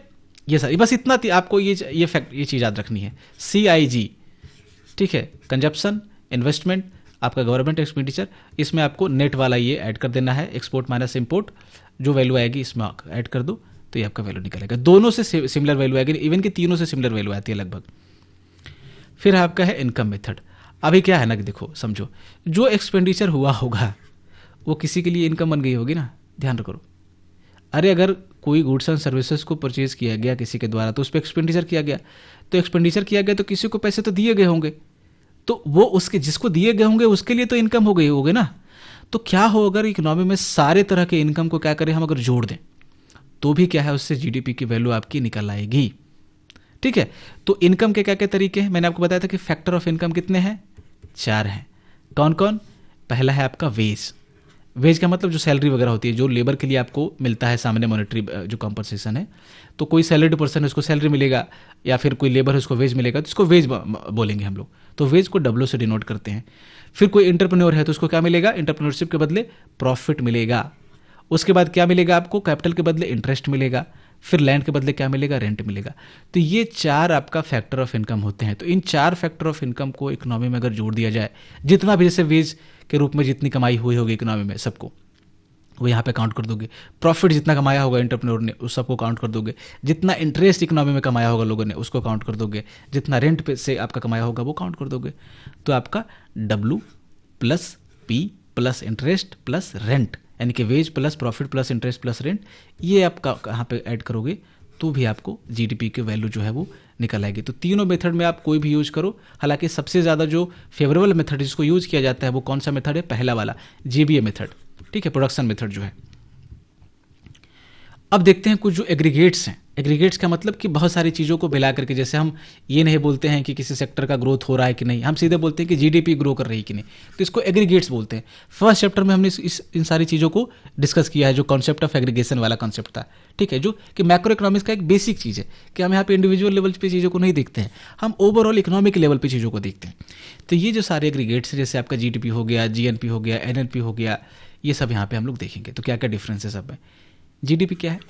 जीडीपी का मतलब है कि किसी भी इकोनॉमी के, किसी भी कंट्री के उसके टेरिटरी के भीतर, जैसे इंडिया है तो इंडिया के बाउंड्री के भीतर 1 ईयर में जो भी गुड्स एंड सर्विसेज प्रोड्यूस हुई होगी उस 1 ईयर में, यानी कि 1 फाइनेंशियल ईयर में, उन सारे गुड्स एंड सर्विसेज का जो वैल्यू अगर आप निकालोगे तो क्या बनेगा, वो जीडीपी बनेगा। कैसे कैलकुलेट करते हैं वो हमने देखा। वैल्यू का मतलब जीबीए मेथड से हम निकाल लेंगे, या प्रोडक्शन मेथड से निकाल लेंगे, या फिर इनकम मेथड से निकाल लेंगे। तो वो सारी वैल्यू जो है वो आपका जीडीपी कहलाएगी, ठीक है, ग्रॉस डोमेस्टिक प्रोडक्ट आपका। तो इसमें एक चीज़ ध्यान रखना है, टेरिटरी। जीएनपी क्या होगा आपका, ग्रॉस नेशनल प्रोडक्ट। ये जो आपका देखो जीडीपी बना, मतलब ये जो इंडिया में प्रोड्यूस हुआ उसके टेरिटरी के भीतर, इसको मिटाने तो मुझे, तो इस इंडिया के बाउंड्री के भीतर देखो इंडियन भी प्रोड्यूस कर रहे होंगे, जो इंडिया के रेसिडेंट्स होंगे, सिटीजन होंगे, और कुछ बाहर की कंपनियां होगी वो भी प्रोड्यूस करेगी। जैसे सैमसंग है, सैमसंग अपना कुछ फैक्ट्री लगा करके इंडिया में मोबाइल फ़ोन बना रही है, फ्रिज बना रही है, कुछ और चीज़ें बना रही है, तो सैमसंग ने ही प्रोड्यूस किया। तो सैमसंग क्या इंडिया की कंपनी है? नहीं है। क्या इंडियन सिटीजन ने इसको प्रोड्यूस किया? नहीं है। तो यहाँ पे कॉन्सेप्ट आएगा सिटीजनशिप का। जीएनपी में हम देखेंगे कि इंडियन सिटीजन ने कितना प्रोड्यूस किया, जो इंडियन रेसिडेंट्स है बेसिकली, उन्होंने कहाँ कहाँ इंडिया के सिटीजन ने प्रोड्यूस किया है, चाहे वो कंट्री के भीतर हो या कंट्री के बाहर हो, सबको लाएंगे एक जगह जोड़ देंगे। तो उसके लिए क्या करना पड़ेगा कि जीडीपी में जो भी चीज़ें आएगी, जैसे जीडीपी पहले यहाँ पे रखो, फिर इसमें क्या करोगे आप कि जो इंडियन लोग बाहर रह रहे होंगे, जैसे क्या है कि अब अंबानी जी की कंपनी है तो वो रिलायंस बाहर में भी काम कर रही है, अफ्रीका में काम कर रही है, यूएस में कहीं काम कर रही है, तो वहाँ पे प्रोडक्शन कर रही होगी, लेकिन क्या है इंडियन कंपनी है, वो इंडियन सिटीजन उसको प्रोड्यूस कर रहा है। इंडियन लोग जहाँ जहाँ बाहर काम कर रहे होंगे, जहाँ जहाँ वो चीज़ें प्रोड्यूस कर रहे होंगे, उन सब को इकट्ठा करेंगे और ला करके जीडीपी में जो है वो काउंट करेंगे इसको पहले। उसके बाद क्या है कि इंडिया में जो बाहर के लोग होंगे, जैसे मैंने आपको बताया कि सैमसंग जैसी कंपनियां होगी, एप्पल जैसी कंपनियां होगी, या फॉरेनर जो कि यूएस का कोई सिटीजन है वो आकर के इंडिया में प्रोड्यूस कर रहा है कोई चीज़, तो उन सारे प्रोडक्शन को जो फॉरेनर ने किया है उसको क्या करेंगे हम, इससे माइनस कर देंगे। तो इससे एक फैक्टर, इससे एक कॉन्सेप्ट बनेगा, वो बोलते हैं उसको NFI, net factor income from abroad. यानी कि इसमें क्या करते हैं कि जो इंडियन सिटीजन है उसका इनकम क्या करेंगे कि लाएंगे, उसके इनकम में से जो बाहर के सिटीजन से, जो फॉरेनर हैं, उसके इनकम को क्या करेंगे, माइनस कर देंगे, तो आपको मिलेगा क्या, NFI। ठीक है, जैसे देखो factor income earn by domestic factor abroad, यानी कि जो आपका इंडियन सिटीजन है उसके द्वारा, और उसमें माइनस कर दोगे आप जब कि फैक्टर इनकम जो अर्न किया जाता है फॉरेनर के द्वारा अपनी कंट्री में, उसको जब माइनस करोगे और जो बच के आएगा उसको जीडीपी में आप जब ऐड कर दोगे, तो आपको मिलेगा जो फिगर, उसको बोलते हैं हम लोग ग्रॉस नेशनल प्रोडक्ट, यानी कि इंडियन लोगों के द्वारा, इंडियन सिटीजन के द्वारा एक्चुअल में कितना प्रोड्यूस किया गया है। ठीक है, तो ये जीडीपी में हमेशा आप याद रखना कि उसकी टेरिटरी के भीतर जो भी प्रोड्यूस किया जाएगा, बस इतना ध्यान रखना है, टेरिटरी के भीतर हुआ जीडीपी खत्म। इंडिया के टेरिटरी के भीतर कोई करे आकर के, ठीक है, कोई पाकिस्तानी आकर कर दे, कोई बांग्लादेशी करे, कोई अमेरिकन कर दे, या फिर इंडियन आदमी करे, वो सब इंडिया के जीडीपी में काउंट होगा।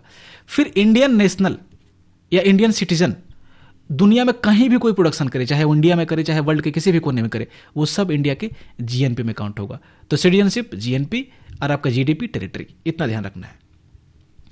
फिर आपका ग्रॉस से नेट की तरफ जाएंगे। देखो डिप्रिसिएशन माइनस करने के लिए आपको बोला था उस वाले में कि जब ग्रॉस इन्वेस्टमेंट में से आपने नेट इन्वेस्टमेंट निकाला था, उसमें डिप्रिसिएशन माइनस कर दिया था। तो जो भी इकोनॉमी में जो आपका कैपिटल गुड्स होते हैं उसमें क्या होता है, आपका डिप्रिसिएशन होता है, उसकी वैल्यू धीरे धीरे डिक्रीज होती है। तो जब आप जीडीपी में क्या करते हो कि उन सारे डिप्रिसिएशन को जो विद एक ईयर में हुए हैं उसको माइनस कर देते हो, तो जो आपको सामने मिलता है उसको बोलते हैं एनडीपी, नेट डोमेस्टिक प्रोडक्ट, यानी कि ग्रॉस डोमेस्टिक प्रोडक्ट से आपका क्या मिलता है, नेट डोमेस्टिक प्रोडक्ट। तो जब भी ग्रॉस से आपका नेट की तरफ जाना हो उसमें डिप्रिसिएशन माइनस कर दो। फिर उसी तरीके से जीएनपी निकला था, यानी कि ग्रॉस नेशनल प्रोडक्ट। तो ये ग्रॉस से अगर नेट की तरफ जाएंगे तो ये जीएनपी बन जाएगा एनएनपी, यानी कि नेट नेशनल प्रोडक्ट। तो इसमें क्या करेंगे हम लोग, डिप्रिसिएशन को माइनस कर रहे होंगे। जब जीएनपी में डिप्रिसिएशन को माइनस करोगे, फिर से जीएनपी में जब डिप्रिसिएशन माइनस होगा तो बन जाएगा एनएनपी, नेट नेशनल प्रोडक्ट। और आपका जीडीपी में जब डिप्रिसिएशन माइनस होगा तो बन जाएगा एनडीपी, यानी कि जी बदल जाएगा एन में, खत्म। ठीक है, फुल फॉर्म आपका लिखा हुआ है एनडीपी का, नेट डोमेस्टिक प्रोडक्ट, और ये आपका ये सिर्फ ग्रॉस की जगह नेट आ गया है, बस ये नेट नेशनल प्रोडक्ट हो गया आपका। चलो अब देखते हैं हम लोग, बहुत इंपॉर्टेंट है ये, देखो market price versus factor cost. हालांकि इस पे आप बुक में देखोगे तो बहुत लंबा चौड़ा है कि यहाँ पे टेबल दिया गया है, वो सारा टेबल अभी एक बार में क्लियर हो जाएगा। देखो सबसे पहले समझो कि मार्केट प्राइस क्या होता है, उसके पहले चलो फैक्टर कॉस्ट आपको समझा देता हूँ। मान लो कि कोलगेट ने क्या बनाया, टूथपेस्ट बनाया, तो टूथपेस्ट पड़ा 10 रुपये का, उसको बनाओ ना करके। तो क्या ये 10 रुपये के पड़ने के बाद, मतलब इसको बनाने में जो कॉस्ट आया ना, वो आपको 10 रुपये आया। ठीक है, जो भी इंग्रेडिएंट इसमें लगा हो, शुगर लगा हो, नमक लगा हो, अगर किसी के कोलगेट में नमक है तो ठीक है, बाकी सारी चीज़ें लगी हो, तो कॉस्ट इसकी आ गई 10 रुपीज़। तो ये जो जिस कॉस्ट में बनकर के तैयार होता है प्रोडक्ट, कोई भी गुड्स, तो उसको हम लोग बोलते हैं फैक्टर कॉस्ट। क्लियर? यानी कि जो अब ये जो फैक्टर कॉस्ट है, जिस पे जो प्रोड्यूसर बेचेगा, इसमें उसका अपना एंटरप्रेन्योर, देखो इसमें थोड़ा सा प्रॉफिट मार्जिन भी ऐड होगा, ऐसा नहीं कि वो ऐड नहीं करेगा। अरे जो देखिए 200 रुपये ब्रेड का जो कॉस्ट आया तो उसमें प्रॉफिट मार्जिन भी ऐड था उसका। तो जो 10 रुपये, जो एक्चुअल में देखो इतना याद रखना है कि जो प्रोड्यूसर को पैसा मिलने वाला है उसको सेल करने के बाद, वो क्या होता है, आपका फैक्टर कॉस्ट होता है, जिस कॉस्ट पे वो प्रोड्यूस हुआ है। ठीक है, इंक्लूडिंग प्रॉफिट वगैरह थोड़ा सा। तो अब क्या है कि ये अगर 10 रुपये में इसका फैक्टर कॉस्ट आया, तो क्या मार्केट में जाने के बाद ये 10 रुपीज़ में बिकेगा? नहीं। जैसे ही ये मार्केट में जाएगा तो गवर्नमेंट बोलेगी कि इस पर कुछ टैक्स देना पड़ेगा, आपको कुछ जीएसटी वगैरह देना पड़ेगा। फिर जब ये प्रोडक्शन हुआ तो सरकार बोलेगी कि आपको इस प्रोडक्शन पे कुछ टैक्स देना पड़ेगा, एक्साइज ड्यूटी वगैरह बाकी सारे जो प्रोडक्शन रिलेटेड टैक्सेस होते हैं वो देना पड़ेगा इस पे। फिर गवर्नमेंट बोलेगी चलो कुछ टैक्स तो दे रहे हो, कुछ सब्सिडी देते हैं, आपने कोलगेट बनाया, चलो अच्छा किया, लोगों की भलाई के लिए काम किया। या फिर कुछ बहुत सारे सेक्टर्स होते हैं ना, इस पर गवर्नमेंट सब्सिडी देती है, इस पर भी मान लो दे दी 2 रुपये की, सपोज करो, तो 2 रुपये की सब्सिडी गवर्नमेंट ने दे दी और आपका 4 रुपये का टैक्स लगा दिया, तो 4 रुपये टैक्स निर्भर करके इसके इफेक्टिव टैक्स कितना हो गया, 2 रुपये का हो गया। तो ये आपका 12 रुपये में आपका सेल होगा।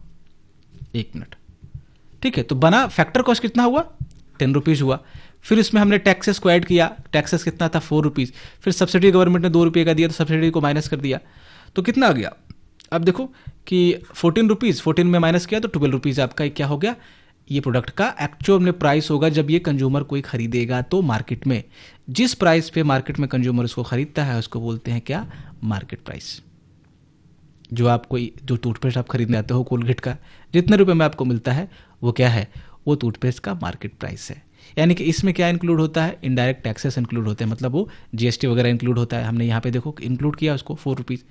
बट इसमें क्या है कि फिर सब्सिडी वगैरह भी माइनस करके इसमें आता है, सब्सिडी का देखो यहाँ पे हम लोग करेंगे, ठीक है।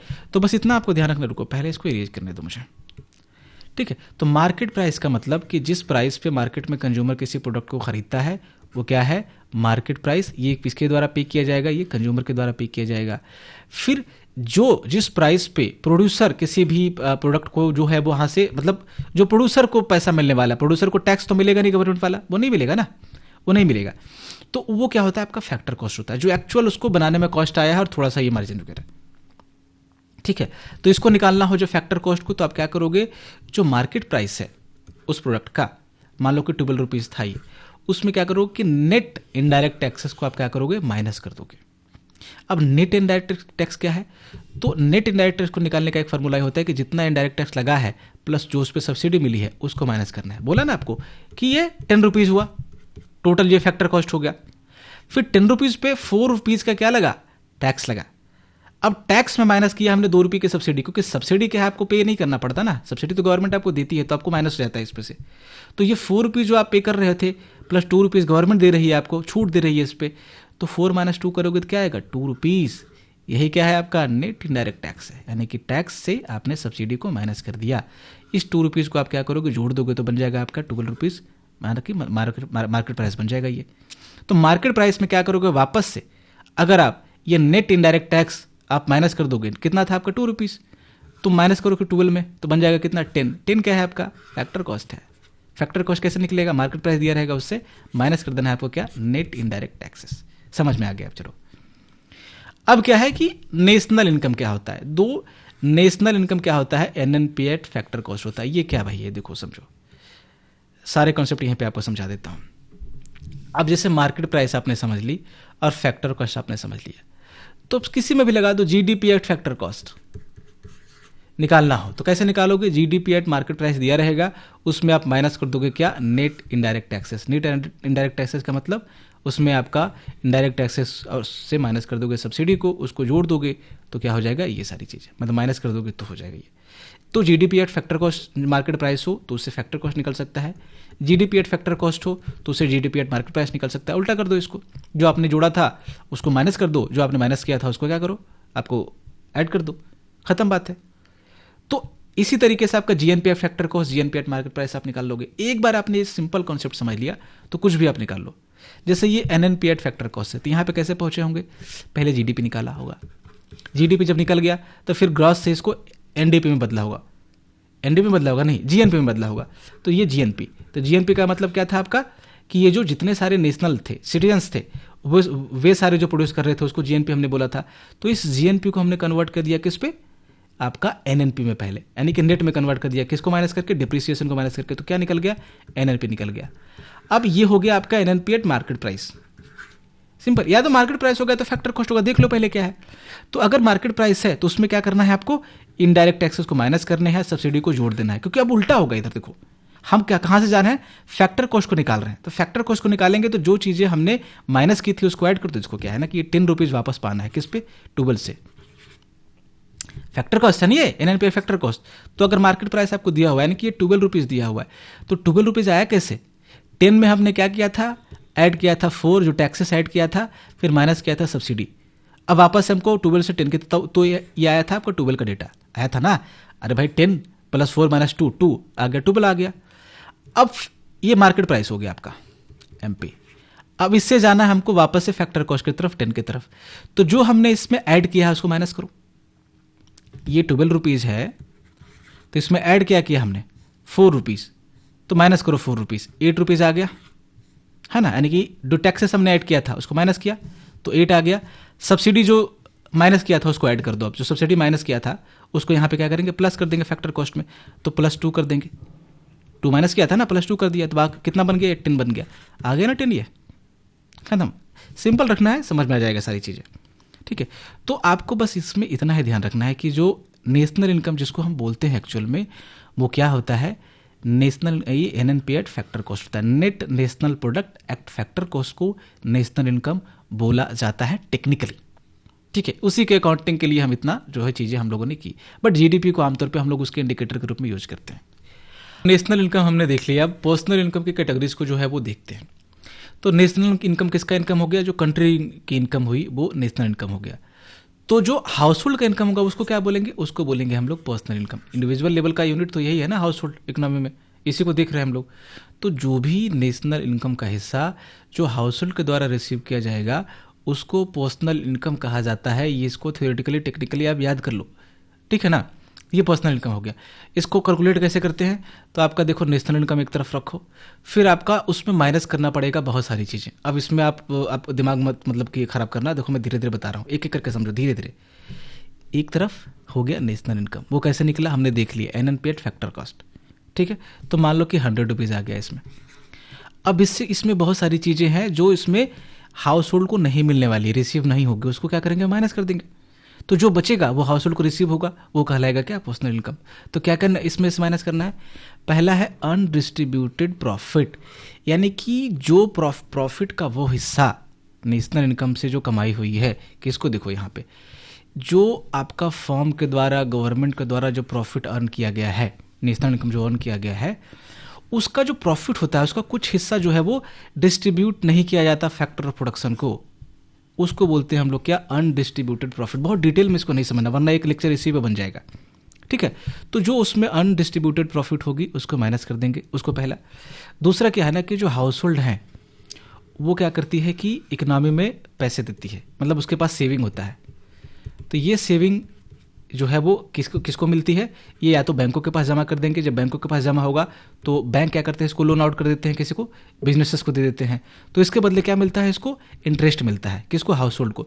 प्लस गवर्नमेंट भी बोरो करती है इससे मनी। मान लो गवर्नमेंट कोई बॉन्ड लेकर के आई, तो बॉन्ड में लोग पैसा लगाते हैं, गवर्नमेंट बॉन्ड में पैसा लगाते हैं ना लोग, तो उससे क्या होता है कि गवर्नमेंट को पैसा मिलता है। तो गवर्नमेंट ने और फर्म ने जो डेट लिया, ठीक है, गवर्नमेंट ने और फर्म ने जो डेट लिया, जो कर्ज लिया, तो उस जब कर्ज लेता है कोई भी चीज़ तो कौन पे क्या पे करता है, इंटरेस्ट पे करता है। तो हाउस होल्ड को क्या मिलेगा, इंटरेस्ट मिलेगा। प्लस क्या है कि हाउस होल्ड ने कुछ कुछ कर्ज लिए होंगे बैंकों से, गवर्नमेंट से, जैसे कोई किसी ने होम लोन ले रखा है, कोई और कुछ चीज़ ले रखा है, तो हाउस होल्ड भी इंटरेस्ट पे कर रहा होगा। तो मान लो कि हाउस होल्ड को इंटरेस्ट मिला 10 रुपीज़, इसने पे किया 8 रुपीज़, तो यहाँ पे नेट जो इंटरेस्ट होगा उसको क्या करेंगे हम लोग, यहाँ पे माइनस कर देंगे, क्योंकि अल्टीमेटली वो पे कर रहा है, ठीक है, तो उसको माइनस कर देंगे। फिर जो कारपोरेट टैक्स होगा, नेट इंटरेस्ट वाला क्लियर हो गया ना कि जो इंटरेस्ट आपको ये हाउस होल्ड के पास आया, ठीक है, जो गवर्नमेंट और फर्म ने पे किया, और जो हाउस होल्ड ने पे किया गवर्नमेंट और फर्म को जो इंटरेस्ट, उन दोनों को क्या करना है, ऐड करके माइनस कर देना है इसको, ठीक है। उन दोनों को एडजस्ट करके नेट निकालना है। नेट का मतलब एक में से दूसरे को घटा दिया, बाकी इसमें जो बचा माइनस कर देंगे। फिर क्या है कि कारपोरेट टैक्स जो हाउस होल्ड को मिलेगा क्या, नहीं मिलेगा, तो उसको माइनस करो इसमें इकोनॉमी में। और इसके बाद जो ट्रांसफर पेमेंट होंगे उसको आपको क्या करना है, माइनस कर देना है। ट्रांसफर पेमेंट वगैरह की सब क्या चीज़ें होती है, जो आपका पेंशन वगैरह होता है, आपका स्कॉलरशिप होता है, प्राइजेस होता है, वो गवर्नमेंट क्या करती है, इनको ट्रांसफर करती रहती है हाउस होल्ड को। तो ये सारी चीज़ें आपको माइनस कर देनी है, ठीक है। अगर ये चीज़ें नहीं याद रहे ना, कोई बात नहीं यार, नेशनल इनकम समझ में आ गया, खत्म। कोई बहुत लंबा यहाँ पे पूछने वाला नहीं है, बट ट्राई करो कि आप याद कर लो, ठीक है। 1-2 बार देखोगे, 3 बार याद हो जाएगा। ये सारी चीज़ें आप बस पढ़ लेना जो मैं आपको समझाया कि अनडिस्ट्रीब्यूटेड प्रॉफिट क्या होती है, कॉर्पोरेट टैक्स जो होता है वो फर्म पे लगता है। तो हाउस होल्ड का क्या काम, तो उसे डिडक्ट कर लोगे आप जब हाउस होल्ड का जो पर्सनल इनकम आप निकाल रहे होगे तो नेशनल इनकम से, ठीक है। उसी तरीके से आपको यहाँ पे बताया था कि जो गवर्नमेंट है वो आपका लोन वगैरह देती है, जो हाउस होल्ड है वो लोन वगैरह देती है गवर्नमेंट को, प्राइवेट फर्म को, तो वो आपका जो ये नेट इंटरेस्ट वाला जो पोर्सन है वो इस यहाँ पे है। फिर ट्रांसफर वाला देखो कि जो प्राइजेस वगैरह है, पेंशन वगैरह गवर्नमेंट हाउस होल्ड को देती है, वो भी आपको क्या करना है, पर्सनल इनकम से आपका उसमें ऐड कर देना है, ये वाला पोर्शन ऐड करना है, ठीक है। देखो यहाँ पे सॉरी माइनस बोल दिया क्या आप मैंने, ठीक है। ये सारी चीज़ें माइनस करनी है, ये तो हाउस होल्ड को मिलेगा ना। अरे जगह पेंशन वेंशन का पैसा तो हाउस होल्ड को मिल ही रहा है, तो यहाँ पे ट्रांसफर पेमेंट को ऐड करना है, ठीक है। ये सब नेशनल इनकम में हो रहा होगा, एनआई का मतलब नेशनल इनकम। चलो ज़्यादा कॉम्प्लिकेट नहीं करते हैं इसको। फिर पर्सनल डिस्पोजेबल इनकम क्या होती है, देखो एक होगा आपका पर्सनल इनकम, ठीक है। पर्सनल इनकम मान लो कि 100,000 रुपीज़ कोई कमा रहा है, मतलब 1 लाख रुपीज़ कोई कमा रहा है, मान लो आप कमा रहे हो, तो जितना आपको ये कमाई हो रही है, क्या आप सारा आपके पास अवेलेबल है खर्च करने के लिए, यानी कि सारी चीज़ें आप सेविंग कर सकते हो या फिर खर्च कर सकते हो, नहीं। इसमें से क्या है, कुछ पैसा कटेगा, टैक्स के नाम पे कटेगा। मान लो कि इनकम टैक्स आप भरोगे इस पर, गवर्नमेंट ने मान लो कि 20,000 रुपीज़ काट लिए इसका इनकम टैक्स। फिर कुछ और नॉन टैक्स पेमेंट गवर्नमेंट लेती है, मान लो कुछ फाइन वगैरह के नाम पे कुछ फीस वगैरह गवर्नमेंट ने ले लिया, तो उस पर मान लो कि 5,000 रुपीज़ आपके और कट गए, तो 25,000 रुपीज़ आपका कट गया। तो इनकम आपका क्या हुआ, 1 लाख रुपीज़ या 100,000 हुआ, या फिर मान लो कि 100 रुपीज़ हुआ। गवर्नमेंट ने क्या किया कि 25 rupees tax wax non tax के नाम पे आपसे ले लिया। तो आपके पास बचा कितना खर्च करने के लिए पैसा, जो अल्टीमेटली आपके हाथ में आएगा, जो आप चाहे खर्च करो चाहे सेव करो जो भी करो, ठीक है, जो आपके पास अवेलेबल होगा पैसा, वो 75 रुपीज़ होगा। तो income is a different thing, disposable income is a different thing, ठीक है। तो जो भी आपका इनकम का हिस्सा होता है, जो आप एक्चुअली स्पेंड कर सकते हो, जो हाउस होल्ड जो है वो एक्चुअली स्पेंड करेगा या सेव करने के लिए उसके पास होगा, उसको हम लोग पर्सनल डिस्पोजेबल इनकम बोलते हैं, पीडीआई बोलते हैं। निकालना हो तो क्या करोगे, आपका जो पर्सनल इनकम है जो 100 रुपीज़ था, ठीक है, उस पर आप क्या करोगे, टैक्स को माइनस करोगे। टैक्स आपने 20 रुपीज़ पे किया, 30 रुपीज़ बचा। फिर आपने फाइन वाइन कुछ नाम पे नॉन टैक्स पे किया आपने, तो 5 रुपीज़ पे किया, तो 75 आपका अल्टीमेटली बन गया, ठीक है। तो ये आपका डिस्पोजेबल इनकम हो गया, जिसको आपको खर्च करना है तो खर्च करो, रखना है रखो, जो करना है करो, ठीक है। ये है। अब हम लोग समझते हैं, देखो नॉमिनल और रियल जीडीपी का कॉन्सेप्ट बहुत इंपॉर्टेंट है। ये होता क्या है कि मान लो कि इंडिया की जीडीपी अभी $100 बिलियन है, एग्जाम्पल के लिए बस ले लेते हैं, मान लो बस 10 ईयर के बाद वो क्या है कि बदल गई, ये इसकी वैल्यू होगी $200 बिलियन। तो जीडीपी की वैल्यू तो हमें दिख रहा है कि जीडीपी की जो फिगर है वो $100 बिलियन से आपका मान लो कि 2010 में ये था, 2020 में ये हो गया, तो जीडीपी डबल हो गया सीधे। बट क्या हम ये बोल सकते हैं कि प्रोडक्शन भी डबल हो गया होगा, जो गुड्स एंड सर्विसेज इकोनॉमी में प्रोड्यूस हो रही है या उस समय 2010 में प्रोड्यूस हो रही थी वो भी डबल हो गया होगा? तो उसके लिए हम पूछेंगे कि उसका रियल जीडीपी का आंकड़ा पहले बताओ, तो तब बता सकते हैं हम लोग, ठीक है। तो उसमें ये दोनों कॉन्सेप्ट आपको देखने को मिलेगा, नॉमिनल जीडीपी और रियल जीडीपी। होता क्या है, देखो नॉमिनल जीडीपी का मतलब मान लो कि अभी 2026 चल रहा है, ईयर अभी क्या है 2026 है, तो 2026 में इंडिया का जो करंट प्रोडक्शन होगा गुड्स एंड सर्विसेज का, जो मैंने आपको जीडीपी का निकालने का जो फॉर्मूला बताया, उस फॉर्मूले से किसी भी तरीके से आप जीडीपी निकाल लो, तो जो भी value of goods and services produce होगी किसमें, करंट ईयर में, तो करंट ईयर में जो प्राइस होगा, जैसे क्या है कि मान लो कि 10 यूनिट का प्रोडक्शन हुआ, 1 यूनिट की प्राइस आपका 10 रुपीज़, यानी कि करंट प्राइस आपका 10 रुपीज़ है, तो टोटल जीडीपी कितना हो जाएगा, 100 हो जाएगा, यही हो जाएगा ना। यानी कि उस ईयर में जो प्राइसेस चल रही होगी उस प्राइसेस को हम लोग करंट प्राइस बोलते हैं, उस ईयर को हम लोग करंट ईयर बोलते हैं, ये चीज़ ध्यान रखना। तो करंट ईयर का जीडीपी जो होगा बेसिकली उसको क्या बोलेंगे, नॉमिनल जीडीपी बोलते हैं। अब एक रियल जीडीपी है, वो क्या होता है, रियल जीडीपी को हम क्या करते हैं कि बेस ईयर से मापते हैं। एक बेस ईयर होता है और बेस ईयर में जो प्राइस होती है उसको कांस्टेंट प्राइस बोलते हैं, यानी फिक्स प्राइस होता है, एक मतलब एक कांस्टेंट मान लिया जाता है। कांस्टेंट का मतलब देखो क्या होता है, समझो, मान लो कि इंडिया ने क्या किया, देखो कंपेयर करने के लिए बेस तो चाहिए ना। अगर मैं आपको बोलूं कि आपका जो वेट है, वजन है, वो बढ़ गया है, आपका वजन 70 kg हो गया, 10 ऐसे बोल दूं कि 10 kg आपका वजन बढ़ गया है, तो आपको इतना तो पता होना चाहिए कि कहाँ से बढ़ गया है, कोई बेस तो होगा कि पहले मैं इतने केजी का था अब मैं इतने केजी का हो गया, ठीक है। जैसे मान लो कि आप 2 साल पहले आप 60 kg के थे, तो अगर आपका 10 kg बढ़ गया तो आप ऑब्वियसली आप 70 kg के हो गए, तो बेस हमने रखा है 60 kg का। या आपका 10 kg घट गया तो आप 50 के हो गए। इसी तरीके से गवर्नमेंट क्या करती है जीडीपी के कैलकुलेशन के लिए या फिर थोड़ा सा रियल फिगर जानने के लिए क्या करती है कि किसी ईयर को जो है वो एज ए बेस मान लेती है, कि मान लो कि 2012 को बेस मान लिया गया, तो गवर्नमेंट ये देखेगी कि 2012 में जो प्रोडक्शन हो रहा था, जो उस समय प्राइसेस थी, उसको क्या बोलेंगे हम लोग, कांस्टेंट प्राइस बोलेंगे उस साल, ठीक है। और उस ईयर को क्या बोलेंगे, बेस ईयर बोलेंगे। तो उस ईयर का प्राइस जो चल रहा होगा उसको कैलकुलेट करेगा वहां पे, मतलब जितना यूनिट यहाँ पे प्रोड्यूस हुआ होगा गुड्स एंड सर्विसेज का, उस यो कांस्टेंट प्राइस को यहाँ पे आपका उससे मल्टीप्लाई किया जाएगा और जो फिगर मिलेगा वो आपका रियल जीडीपी का होगा। इसमें हम देखते हैं कि फिजिकल वॉल्यूम ऑफ प्रोडक्शन को काउंट करते हैं, ना कि मतलब उस पर ज़्यादा फोकस करते हैं, ना कि ये जो आपका मॉनेटरी वैल्यू आ रहा है उसका, उस पर ज़्यादा फोकस करते हैं। इसको पहले और अच्छे से समझते हैं, उसके बाद अभी कुछ लोगों को इसमें कन्फ्यूजन होगा। एग्जाम्पल पहले लेते हैं। सपोज करो कि ईयर 2000 है, ठीक है, और यहाँ पे फिर से सिंप्लीफाई करने के लिए यहाँ पे मान लिया जा रहा है कि पूरी इकोनॉमी में सिर्फ एक चीज़ प्रोड्यूस हो रही है, क्या है, वो है ब्रेड, ठीक है। तो ईयर हम लोग लेते हैं 2000 का, इसको मानते हैं बेस ईयर, ठीक है। तो अब मानते हैं कि 2000 ईयर में आपका 100 यूनिट ऑफ ब्रेड प्रोड्यूस हुआ पूरी इकोनॉमी में, और एक ब्रेड का जो यूनिट, एक यूनिट ऑफ ब्रेड था, मतलब एक ब्रेड का प्राइस था वो 10 रुपीज़ था।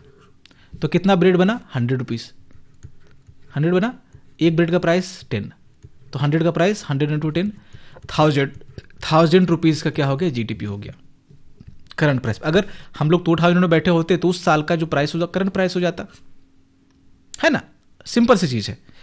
अब 2000 से अगर आगे बढ़ जाते हैं तो उसको हमने बेस भी मान लिया है, उस साल क्या हुआ कि 1000 रुपीज़ का जीडीपी वहाँ पे हो गया। अब क्या है कि 2001 में आ जाते हैं, क्लियर। 2001 में अगर आए हम और देखें कि कितना यूनिट ऑफ ब्रेड हम लोग प्रोड्यूस कर रहे हैं, तो ये 110 यूनिट है, यानी कि 110 यूनिट। अब क्या है कि पर ब्रेड का जो प्राइस है वो इंक्रीज करके कितना हो गया है, 15 रुपीज़ हो गया है। तो इसका जीडीपी कितना हो जाएगा आपका 2001 में, ये आपका 110 इंटू 15, इसका आ जाएगा आपका 1650 रुपीज़। यानी कि अब जीडीपी जो है वो 2001 में जो आपका 1000 रुपीज़ थी उससे इंक्रीज होकर के कितना हो गया, 1650। तो क्या ये अभी जो 2008 में जो करंट प्राइस क्या चल रही है, 15 रुपीज़, 15 रुपीज़ पे 110 यूनिट का हमने निकाल दिया, तो ये क्या हुआ, करंट प्राइस पे निकला। ये भी करंट प्राइस पे निकल गया था उस ईयर में। लेकिन क्या है कि अब हम मूव कर गए हैं दूसरे ईयर में, लेकिन हमने बेस अब उसके बेस वाले से देखेंगे, मतलब हम देखेंगे कि 2000 के मुकाबले उसके कंपैरिजन में जीडीपी में क्या बढ़ोतरी हुई है, प्रोडक्शन में क्या इंक्रीज हुआ है। तो यानी कि बेस हमने रख लिया उसी को जो पहले वाला ईयर था, ठीक है। तो ये जो आपका 10 रुपीज़ होगा वो बेस प्राइस बन जाएगा, यानी कि एक ईयर है जिसको हमने बेस मान लिया, वो ईयर कौन सा है, 2000 को। बेस प्राइस आपका कितना हो गया, 10 रुपीज़ हो गया। तो अब देखेंगे कि कितना यूनिट आपका ये हुआ है, प्रोड्यूस हुआ है 2001 में, 110 हुआ है। तो इसको हम क्या करेंगे कि बेस प्राइस नहीं, इसको बेस ईयर बोलते हैं, उस प्राइस को बोलेंगे constant price, sorry my bad, ठीक है। देखो चलो मुझे पहले मिटाने दो यार, पहले कॉन्सेप्ट को मैं लिख देता हूँ। एक कॉन्सेप्ट है आपका बेस ईयर, वरना कन्फ्यूजन हो जाता है ना, मैं भी कभी कभी वो हो जाता हूँ, इतना चीज़ बताना होता है कि मुंह से कुछ और निकल जाता है। एक हो गया बेस ईयर, फिर एक होता है आपका करंट प्राइस, फिर एक होता है आपका कांस्टेंट प्राइस, कांस्टेंट प्राइस हो गया। एक हो गया आपका करंट ईयर मान लो। तो करंट ईयर जो भी चल रहा होगा, आप 2000 को मानना है 2000 को मान सकते हो, 2001 को मानना है, जिसको मानना है मान सकते हो। उस समय जो प्राइस होगी, देखो करंट ईयर मान लो कि 2001 हो गया, चलो इसको मान लेते हैं। फिर जो करंट ईयर में जो प्राइस चल रहा होगा, जैसे 15 रुपीज़ पर ब्रेड है यहाँ पे, तो 15 रुपीज़ आपका करंट ईयर की प्राइस हो गई, ठीक है। तो इसको करंट प्राइस बोलेंगे। फिर अब किस ईयर से हम कंपैरिजन कर रहे हैं, हम कर रहे हैं 2000 की ईयर से कंपैरिजन। तो जिस ईयर से हम कंपैरिजन करेंगे उसको बोल देंगे हम लोग बेस ईयर। तो बेस ईयर आपका क्या होगा, 2000, ईयर ऑफ 2000। बेस ईयर में जो प्राइस होगी वो क्या प्राइस होगी, वो होगी 10 रुपीज़, यही होगा आपका कांस्टेंट प्राइस। तो रियल जीडीपी को निकाला जाता है किस पे, कांस्टेंट प्राइस पे, हमेशा कांस्टेंट प्राइस पे। तो कांस्टेंट प्राइस को क्या करेंगे, कल इसमें मल्टीप्लाई करेंगे टोटल यूनिट ऑफ प्रोडक्शन से। जैसे क्या है कि करंट प्राइस पे कितना आया, ये 1650 रुपीज़ आया, कब, 2001 में, जब आपको इसको कैलकुलेट किया, मतलब 110 को 15 से मल्टीप्लाई किया तो आ गया 1650। ये आपका नॉमिनल जीडीपी हो गया 2001 का। अब रियल जीडीपी 2001 का कितना होगा कि प्रोडक्शन कितना हुआ है 110 यूनिट, अब कांस्टेंट प्राइस कितना है 10 यूनिट, तो देखेंगे कि कितना हुआ है, तो आएगा आपका फिगर कितना 1100 आएगा, सिर्फ 1100 आएगा ना, सिंपल 110 आप इस पे ऐड कर दो। तो हम देखेंगे कि यार ये तो आंकड़ा गलत आ गया, हमें लग रहा था कि पहले 2000 में हमारी जीडीपी 1000 रुपीज़ थी, अब 2001 में बढ़ करके ये 1650 रुपये हो गई, यानी कि लगभग 60% से ज़्यादा जीडीपी जो है इंक्रीज कर गया। ये नॉमिनल जीडीपी का डाटा हमने देखा था, तब हमें लगा, करंट प्राइस पे हमने देखा तो। लेकिन जब हमने रियल जीडीपी निकाला इसका, यानी कि कांस्टेंट प्राइस पे देखा, तो हमने देखा कि यार ये 1000 रुपये से 1100 रुपये तो हुआ है, मतलब सिर्फ 10% का इंक्रीज हुआ है। तो रियल जीडीपी से आपको एक्चुअल सेंस मिलता है। फिर आप यहाँ पे प्रोडक्शन दिखेगा खास करके कि प्रोडक्शन पे क्या इफेक्ट पड़ा है। मैंने बोला ना कि इसमें जो फिजिकल वॉल्यूम ऑफ प्रोडक्शन होता है उस पर ज़्यादा फोकस किया जाता है, उसको मेजर किया जाता है किसमें, रियल जीडीपी में। तो इसमें प्रोडक्शन पे क्या इफेक्ट पड़ा है, देखो आपका प्रोडक्शन 2000 में कितना था, ईयर 2000 में 100 यूनिट था, अब बढ़ करके आपका कितना हुआ है 110 यूनिट हुआ है। तो 10% प्रोडक्शन सिर्फ इंक्रीज हुआ है, ये रियल जीडीपी बता रहा है। बट प्राइस में अगर देखने जाते हैं हम लोग, तो आपका लगभग 60% का इंक्रीज हो गया है, आपका 1000 से 1650 हो गया है। तो ये आपको थोड़ा सा आपको ध्यान देना पड़ेगा कि जब रियल जीडीपी नॉमिनल जीडीपी को काउंट करो, तो हमेशा आपको बेस प्राइस, आपका बेस ईयर, कांस्टेंट प्राइस, ये सारी चीज़ें आपको ध्यान रखनी पड़ेगी, करंट प्राइस वगैरह। ठीक है, क्या होता है हमने समझ लिया इसको। तो चलो नॉमिनल जीडीपी, रियल जीडीपी, ये क्लियर हो गया फिर से। ठीक है, तो ये हो गया। अब है जीडीपी डिफ्लेटर क्या होता है। जो जीडीपी, देखो कुछ आपका जो प्राइस में चेंज आया ना, 1000 से आपका क्या हो गया 1650 हो गया। ठीक है, 100 मैंने ज़्यादा दे दिया, ठीक है चलो। तो ये जो प्राइस में चेंज आया, इसको किससे मेजर करते हैं, जीडीपी डिफ्लेटर से मेजर करते हैं। मतलब इसको मेजर करने के कई तरीके हैं। ये आपका जीडीपी डिफ्लेटर हो गया, फिर सीपीआई वगैरह से भी मेजर किया जाता है। बेसिकली क्या होता है ना कि प्राइस में इंक्रीज आता रहता है, जिसको बोलते हैं इन्फ्लेशन। इन्फ्लेशन की वजह से ये सारी चीज़ें हो रही होती है। प्रोडक्शन एक्चुअल में उतना बढ़ नहीं रहा होता है, लेकिन प्राइसेस बढ़ जाती है। तो प्राइसेस इसलिए बढ़ती है, महंगाई के कारण, इन्फ्लेशन के कारण। ठीक है, तो इन सब चीज़ों को काउंट करने के लिए पहला जो कॉन्सेप्ट हम लोग देखते हैं वो है जीडीपी डिफ्लेटर को। तो ये एक इंडेक्स है जो क्या मेजर करता है, वो बताता है कि प्राइस में जो चेंज आया है उसको मेजर करता है और उसको रिफ्लेक्ट करता है ये। तो कभी भी आपको जीडीपी डिफ्लेटर निकालना हो तो ये फार्मूला आप अप्लाई करोगे, क्या, नॉमिनल जीडीपी जो होगा उसको बटा कर दोगे किससे, रियल जीडीपी से।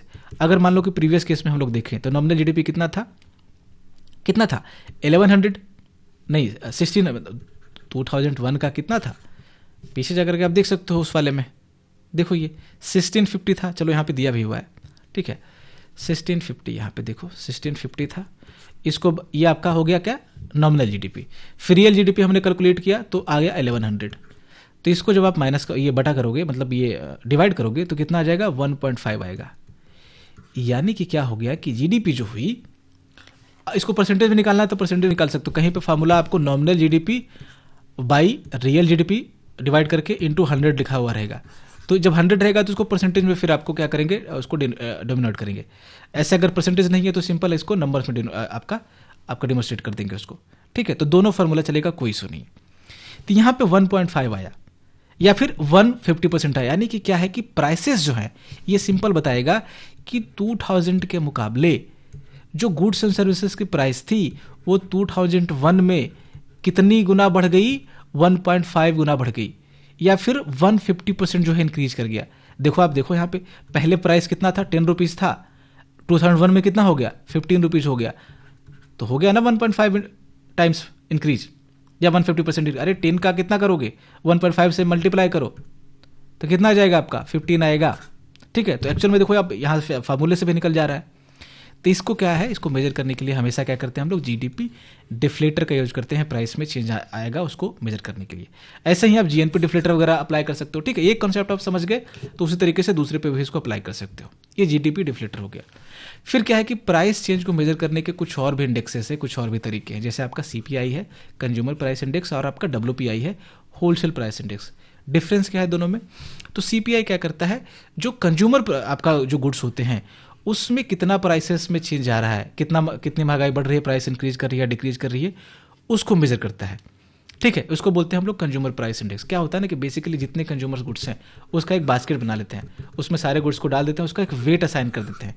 इसमें वेट आपका फिक्स होगा, कांस्टेंट होगा। इसमें भी डब्ल्यूपीआई में भी कांस्टेंट ही होता है लगभग, लेकिन डिफरेंट होता है थोड़ा सा। तो हम क्या करते हैं, एक बास्केट बना लेते हैं और उसमें मान लो कि 50 कमोडिटी हैं, तो 50 का क्या करेंगे, 50 का फिर एक एवरेज निकाल करके, एक मीन निकाल करके बोलेंगे कि हाँ प्राइस इंक्रीज हुई है या फिर डिक्रीज हुई है। तो इसमें हम इंपोर्टेड गुड्स को भी जो है वो कंज्यूमर गुड्स एक सीपीआई में शामिल करते हैं। फर्दर चैप्टर्स में इसको और डिटेल में डिस्कस किया जाएगा, कोई दिक्कत नहीं है। सीपीआई को परसेंटेज में जो है वो आपको डिनोट किया जाता है। फिर आता है आपका होलसेल प्राइस इंडेक्स। देखो दो तरीके का प्राइस होता है, एक होता है आपका रिटेल प्राइस, इस प्राइस पे कंज्यूमर खरीदता है, तो रिटेल प्राइस का इन्फ्लेशन कौन बताएगा, सीपीआई, कंज्यूमर प्राइस इंडेक्स। एक होता है आपका होलसेल प्राइस, ठीक है, सीधे प्रोड्यूसर के पास से होलसेलर के पास आता है, तो होलसेलर से क्या खरीदते हैं, ट्रेडर जो वगैरह होते हैं, जो बड़े दुकानदार होते हैं वो खरीदते हैं, फिर वो दुकानदार खरीद करके आपको रिटेल मार्केट में उसको बेचेंगे। तो रिटेल प्राइस को सिंपल याद रखना है, मेजर कौन करता है, सीपीआई मेजर करता है। होलसेल प्राइस को जो इंडेक्स मेजर करता है उसको हम लोग होलसेल प्राइस इंडेक्स बोलते हैं, ठीक है। ये आपका होलसेल मार्केट का प्राइस इंडेक्स ये मेजर करता है, सिंपल सा चीज़। यूएसए में इसको तो किसी और नाम से जाना जाता है, पीपीआई के नाम से जाना जाता है, प्रोड्यूसर प्राइस इंडेक्स, ठीक है। तो ये सारी चीज़ें आपको याद रखनी है।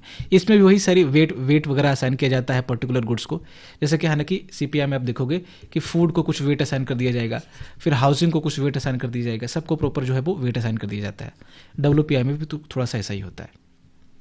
अब जीडीपी डिफ्लेटर अलग है, सीपीआई डब्ल्यूपीआई अलग है, तो थोड़ा सा जो डिफरेंस है दोनों का, जो मेन डिफरेंस है बेसिकली वो देख लेते हैं, क्योंकि दोनों तो प्राइस का चेंज ही मेजर कर रहा है ना। तो क्या डिफरेंस है, देखो ये आपका जो सीपीआई या डब्ल्यूपीआई है, जो भी गुड्स परचेज किए जाते हैं कंज्यूमर के द्वारा, उसको उसमें जो प्राइस में चेंज आता है उसको मेजर करता है। बट क्या है कि सारे गुड्स इसमें कवर नहीं हो पाते। ये जो आपका सीपीआई डब्ल्यूपीआई है सारे गुड्स को रिप्रेजेंट नहीं करता है जो कंट्री में प्रोड्यूस होते हैं। कुछ गुड्स इसमें छूट जाते हैं। मैंने बोला ना कि कुछ पर्टिकुलर गुड्स को ही इसके बास्केट में डाला जाएगा। जैसे सीपीआई में क्या होगा कि ये सिर्फ कंज्यूमर गुड्स को देखेगा तो बाकी गुड्स छूट जाएंगे। डब्ल्यूपीआई में क्या होगा कि सिर्फ होलसेल प्राइस को देखेगा तो बाकी गुड्स छूट जाएंगे, ठीक है। लेकिन जीडीपी डिफ्लेटर क्या करता है कि सारे गुड्स एंड सर्विसेज जो प्रोड्यूस होते हैं किसी भी इकॉनमी में, उसको ये क्या करता है अपने मतलब कि उसको काउंट करता है, उसको मेजर करने में ये इस्तेमाल करता है। ये पहला डिफरेंस हुआ। फिर दूसरा डिफरेंस है कि जब हम गुड्स वगैरह कोई सीपीआई में काउंट करते हैं तो उसमें इंपोर्टेड गुड्स को भी काउंट करते हैं, लेकिन जीडीपी डिफ्लेटर में क्या होता है कि इंपोर्टेड गुड्स को काउंट नहीं किया जाता है। फिर इसका जो वेट होता है वो कांस्टेंट होता है। सीपीआई का देखा हमने, डब्ल्यूपीआई का देखा, लेकिन ये क्या होगा कि ये तो रियल जीडीपी और नॉमिनल जीडीपी के डेटा पर डिपेंड करेगा। तो ये क्या करेगा कि ईयर टू ईयर इसका जो लेवल है वो क्या होगा कि चेंज होता रहेगा जीडीपी डिफ्लेटर का, ठीक है। ये आपका इसमें डिफरेंस है। अब देखते हैं हम लोग जीडीपी वर्सेस वेलफेयर को, कि क्या जीडीपी अगर किसी कंट्री की इंक्रीज हो रही है, किसी इकोनॉमिक की इंक्रीज हो रही है, तो इसका मतलब क्या कि लोगों का जो लाइफ स्टाइल है वो भी इंक्रीज हो रहा है, लोग ज़्यादा खुश हैं पहले से मुकाबले। जैसे 2000 में अगर जीडीपी का फिगर मान लो कि 1000 रुपीज़ था, इसको 1000 बिलियन डॉलर मान लेते हैं, और ये बढ़ करके 2001 में हो गया 1650 बिलियन डॉलर सपोज। तो क्या ये 60% का जो इंक्रीज आया नॉमिनल जीडीपी में, या 10% का जो इंक्रीज आया रियल जीडीपी में, ठीक है, कैसे आया वो हमने देखा कैलकुलेट करके, तो क्या इतने ज़्यादा लोग हैप्पी भी हुए? 60% लोग पहले के मुकाबले ज़्यादा हैप्पी हुए, ज़्यादा मतलब कि आपका उनका जो लिविंग स्टैंडर्ड था या फिर क्वालिटी ऑफ लाइफ था वो ज़्यादा इंक्रीज हुआ? नहीं। जीडीपी जो है वो कुछ चीज़ों को मेजर नहीं कर पाता, ये सबसे बड़ी प्रॉब्लम है जीडीपी की, ठीक है। कुछ मेजर लिमिटेशन है, 3 खास करके यहाँ पे जो है इंडिकेट किए गए हैं चैप्टर में। क्या है आपका, देखो कि जीडीपी जो है वो डिस्ट्रीब्यूशन, जैसे मान लो कि जीडीपी इंक्रीज हुआ, ठीक है, राइज हुई, इसका मतलब ऑब्वियस सी बात है कि कंट्री की इनकम बढ़ी होगी। लेकिन क्या कंट्री की इनकम बढ़ने से उसके सारे लोगों के पास वो इनकम जो है डिस्ट्रीब्यूट हुआ इक्वली? नहीं। आप देखते हो हमेशा कि 10% लोगों के पास जो है वो 90% पैसा जो है रहा है इंडिया का, बाकी जो 10% इंडिया के है वो आपका जो मतलब बाकी जो बॉटम के 90% है वो सिर्फ 10% पैसे में रह रहे हैं, और जो आपका 10% लोग हैं उसके पास 90% पैसा जा रहा है। तो जो वेल्थ है बेसिकली वो कुछ लोगों के हाथ में क्या है, कंसंट्रेटेड है। तो वेल्थ की ये मेजॉरिटी ऑफ पीपल के वेलफेयर को इंश्योर नहीं करता अगर जीडीपी जो है वो इंक्रीज हो रही होती है। तो ये मत समझना कि अगर जीडीपी इंक्रीज हो रही है तो लोगों का जीवन स्तर भी बढ़ रहा होगा, ठीक है, क्वालिटी ऑफ लाइफ भी सबकी इंक्रीज हो रही, नहीं हो सकता है कंसंट्रेशन ऑफ वेल्थ बहुत ज़्यादा हो, तो ये चीज़ें नहीं हो पाएगी। तो इस चीज़ को जीडीपी जो है वो मेजर नहीं कर पाता है। दूसरा है कि जो नॉन मॉनेटरी एक्सचेंजेस होती है उसको जीडीपी सही से मेजर नहीं कर पाता, मेजर ही नहीं कर पाता बेसिकली। कोई भी एक्सचेंज अगर नॉन मॉनेटरी हो रही है तो जीडीपी में इसको कैसे काउंट करेंगे? जब मॉनेटरी एक्सचेंज होगा, जैसे अगर किसी को सैलरी मिली तब हमने इसको काउंट किया जीडीपी में, किसी को सैलरी मिली ही नहीं, चुपचाप फ्री में काम हो गया, तो कैसे काउंट करोगे उसको? ये ऐसा काम काउंट करता है जो आपके वुमेन्स होते हैं, खास करके जो महिलाएं काम करती है, हमारी माँ बहनें जो हैं घरों में काम करती है, कभी रिकॉग्नाइज करते हो क्या उसको? कोई नहीं। सो सब टेकन फॉर गारंटेड ले लेता है। प्लस क्या है, कभी उनको इसके लिए सैलरी मिलेगी? नहीं मिलेगी। वो 24 घंटे में 16 घंटे काम कर रही है घर में, किसी के लिए खाना बनाना, कपड़े धोना, ये सारी चीज़ें कर रही है। अगर ये काम घर में ना कर करके, जैसे पुरुष लोग चौड़े हो जाते हैं कि भाई हम तो बाहर कमाते हैं, घर औरतें तो घर में बैठी रहती है। अरे अगर औरतें घर से बाहर निकल करके वो 10 घंटे काम करती तो भी पैसा कर रही होती ना, लेकिन आपने उसको निकल नहीं दिया, वो तो काम कर ही रही है लगातार। बस ये काम दूसरी जगह पे करती तो उनको पैसे मिलते इसके लिए। तो जो भी डोमेस्टिक चोर्स हैं, जो भी घरेलू कार्य हैं, वो यहाँ पे उनके बदले वुमेन को चूंकि पैसे नहीं मिलते हैं तो वो जीडीपी में उनका काउंट ही नहीं होता, नेशनल इनकम में उनका कंट्रीब्यूशन रिकॉग्नाइज ही नहीं किया जाता, क्योंकि वो नॉन मॉनेटरी एक्सचेंज है। सिंपल याद रखना। प्लस जो बार्टर सिस्टम अभी भी कुछ कुछ तरीकों से हो जाता है रूरल एरिया में। मान लो कि मेरे पास 10 kg घी है, ठीक है, मान लो कि किसी को घी चाहिए, तो वो बोलेगा कि यार मुझे घी दे दो, लेकिन मेरे पास पैसे नहीं है, मेरी बकरी रख लो आप, ठीक है, मेरे पास एक बकरी है, उसको दे दो, ठीक है, दे देता है वो। तो ये क्या होगा, अभी भी एक तरह से बार्टर सिस्टम का मतलब वैसा, जब पहले ज़माने में लोग आपस में जो लोगों के पास जो वस्तुएं होती थी, गुड्स होता था, उसी को एक्सचेंज कर लेते थे एक दूसरे से, ठीक है, उसको बार्टर सिस्टम बोलते थे। तो आज भी ग्रामीण इलाकों में क्या होता है, या फिर इवन के शहरी इलाकों में अगर लोग सहमत है कोई चीज़ को एक्सचेंज करने पे, तो क्या दिक्कत है, ठीक है, कर लेते हैं एक्सचेंज। तो वो सारी चीज़ें जीडीपी में काउंट नहीं हो पाती थी। ये भी आपका नॉन मॉनेटरी एक्सचेंज है, ठीक है। तो इसके कारण क्या होता है कि जो इकोनॉमिक एक्टिविटी है उसको सही से एस्टिमेट नहीं किया जाता, अंडर एस्टिमेट उसको किया जाता है, एस्टिमेशन ही नहीं हो पाएगा उस चीज़ का। तो दो चीज़ें हमने समझी। तीसरा क्या है जिसको जीडीपी काउंट नहीं करता, एक्सटर्नैलिटीज़ को। एक्सटर्नैलिटी का मतलब क्या है कि ए ने किया कुछ बी के लिए, उससे फायदा हो गया सी को। सी डायरेक्टली इन्वॉल्व नहीं था, लेकिन उसको फायदा हुआ। कैसे? देखो समझो, एग्जाम्पल के समझते हैं कि मान लो कोई फैक्ट्री लगी किसी इलाके में, कोई पिछड़ा इलाका था, रूरल इलाका था, बिल्कुल वहाँ पे रोजगार वगैरह नहीं था। सपोज बिहार का कोई गांव है, तो बिहार के कोई गांव में एक बड़ी फैक्ट्री खुल गई, टाटा ने खोल दी या किसी ने खोल दी। तो अब फैक्ट्री खुली वहाँ पे, तो फैक्ट्री में लोगों को रोजगार तो मिला, ठीक है, डायरेक्टली लोग जो काम कर रहे हैं उनको रोजगार मिल गया। लेकिन साथ में क्या होगा कि वहाँ के आसपास का जो रियल एस्टेट है, जो ज़मीन की कीमत है वो बढ़ जाएगी, वहाँ पे जो हाउसिंग है वो बूम कर जाएगा, थोड़ा सा जो रेंट वगैरह होगा वो इंक्रीज कर जाएगा। यानी कि अभी फैक्ट्री खुली है और उसमें जो मालिक को फायदा हो रहा है, जो लेबर उसमें काम कर रहा है उसको फायदा हो रहा है, लेकिन इनडायरेक्टली बहुत लोगों को फायदा होने लगा वहाँ पे। इसको बोलते हैं हम लोग एक्सटर्नैलिटी, ठीक है। यानी कि इनडायरेक्टली जब लोगों को वो किसी और तरीके जो डायरेक्टली रिलेटेड ना हो उसको फायदा करने लगता है। एक्सटर्नैलिटी जो है वो दोनों तरीके का हो सकता है। ये हार्मफुल, मतलब कि बेनिफिशियल भी हो सकता है, हार्मफुल भी हो सकता है। बेनिफिशियल हमने देखा कि वहाँ पे क्या है कि इनडायरेक्टली क्या होगा कि वो फैक्ट्री खुलने से कुछ लोगों का रोजगार, किसी जैसे अब फैक्ट्री पे लोग होंगे, बाहर जाएंगे काम करने के लिए, रेंट वेंट का यहाँ पे बूम हो जाएगा। पहले जो 100 रुपये में कोई कमरा नहीं ले सकता था वहाँ पे, अब 3000 में 4000 में कमरा मिल रहा है, तो वहाँ की इकोनॉमी, लोकल इकोनॉमी बूम हो गई। तो ये क्या है, पॉजिटिव एक्सटर्नैलिटी है, ठीक है, बेनिफिट्स है लोगों के लिए। नेगेटिव में क्या होगा कि जब ये फैक्ट्री खुली तो इसने प्रोडक्शन किया, बहुत अच्छा, जीडीपी में काउंट हुआ, लोगों को रोजगार मिला, बहुत अच्छा।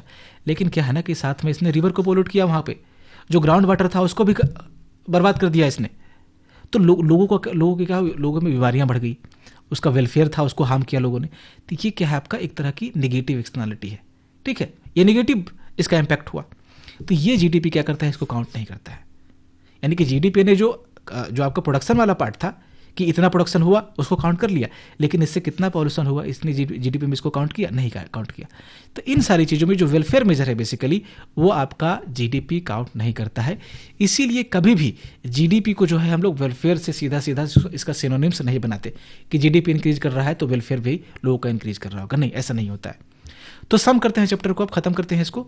तो चैप्टर 2 जो है वो एक फ्रेमवर्क या फिर फाउंडेशन जो है वो बनाता है किसके लिए, मैक्रो इकोनॉमिक्स के जो फर्दर चैप्टर है उसके लिए, ठीक है। ये वही है, पिछले चैप्टर वाला ही है, यहाँ पे रिपीटिशन है कि यहाँ पे इंडिविजुअल गुड्स से बढ़ करके हम लोग कहाँ पे आप जाते हैं, एग्रीगेट लेवल पे जाते हैं। गला मेरा थोड़ा सूख रहा है तो थोड़ा टंग वंग थोड़ा स्लिप हो सकता है, बेयर करना है इसको आप प्लीज़, लास्ट ही चलो, ठीक है।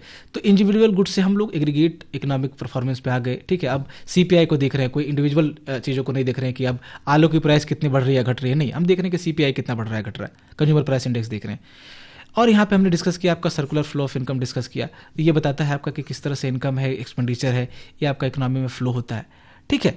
ये सारी चीज़ें ये बता रहा है। उसके बाद जीडीपी के बारे में बात करता है कि कैसे ये इकोनॉमिक एक्टिविटी को मेजर करने का किसी भी कंट्री का वो बहुत क्रूशियल इंडिकेटर है। But at the same time ये क्या करता है कि ये आपको सही चीज़ों को कैप्चर नहीं करता है और कहीं ना कहीं ह्यूमन वेलफेयर को ये कैप्चर नहीं कर पाता है। जब जीडीपी बढ़ता है तो इससे हम लोग ये नहीं बोल सकते कि ह्यूमन वेलफेयर भी वहाँ पे इंक्रीज कर रहा है। फिर रियल जीडीपी, नॉमिनल जीडीपी का हमने केस देखा, ये सारी चीज़ों को हमने यहाँ पे कवर किया। So this is it for today, thanks for watching.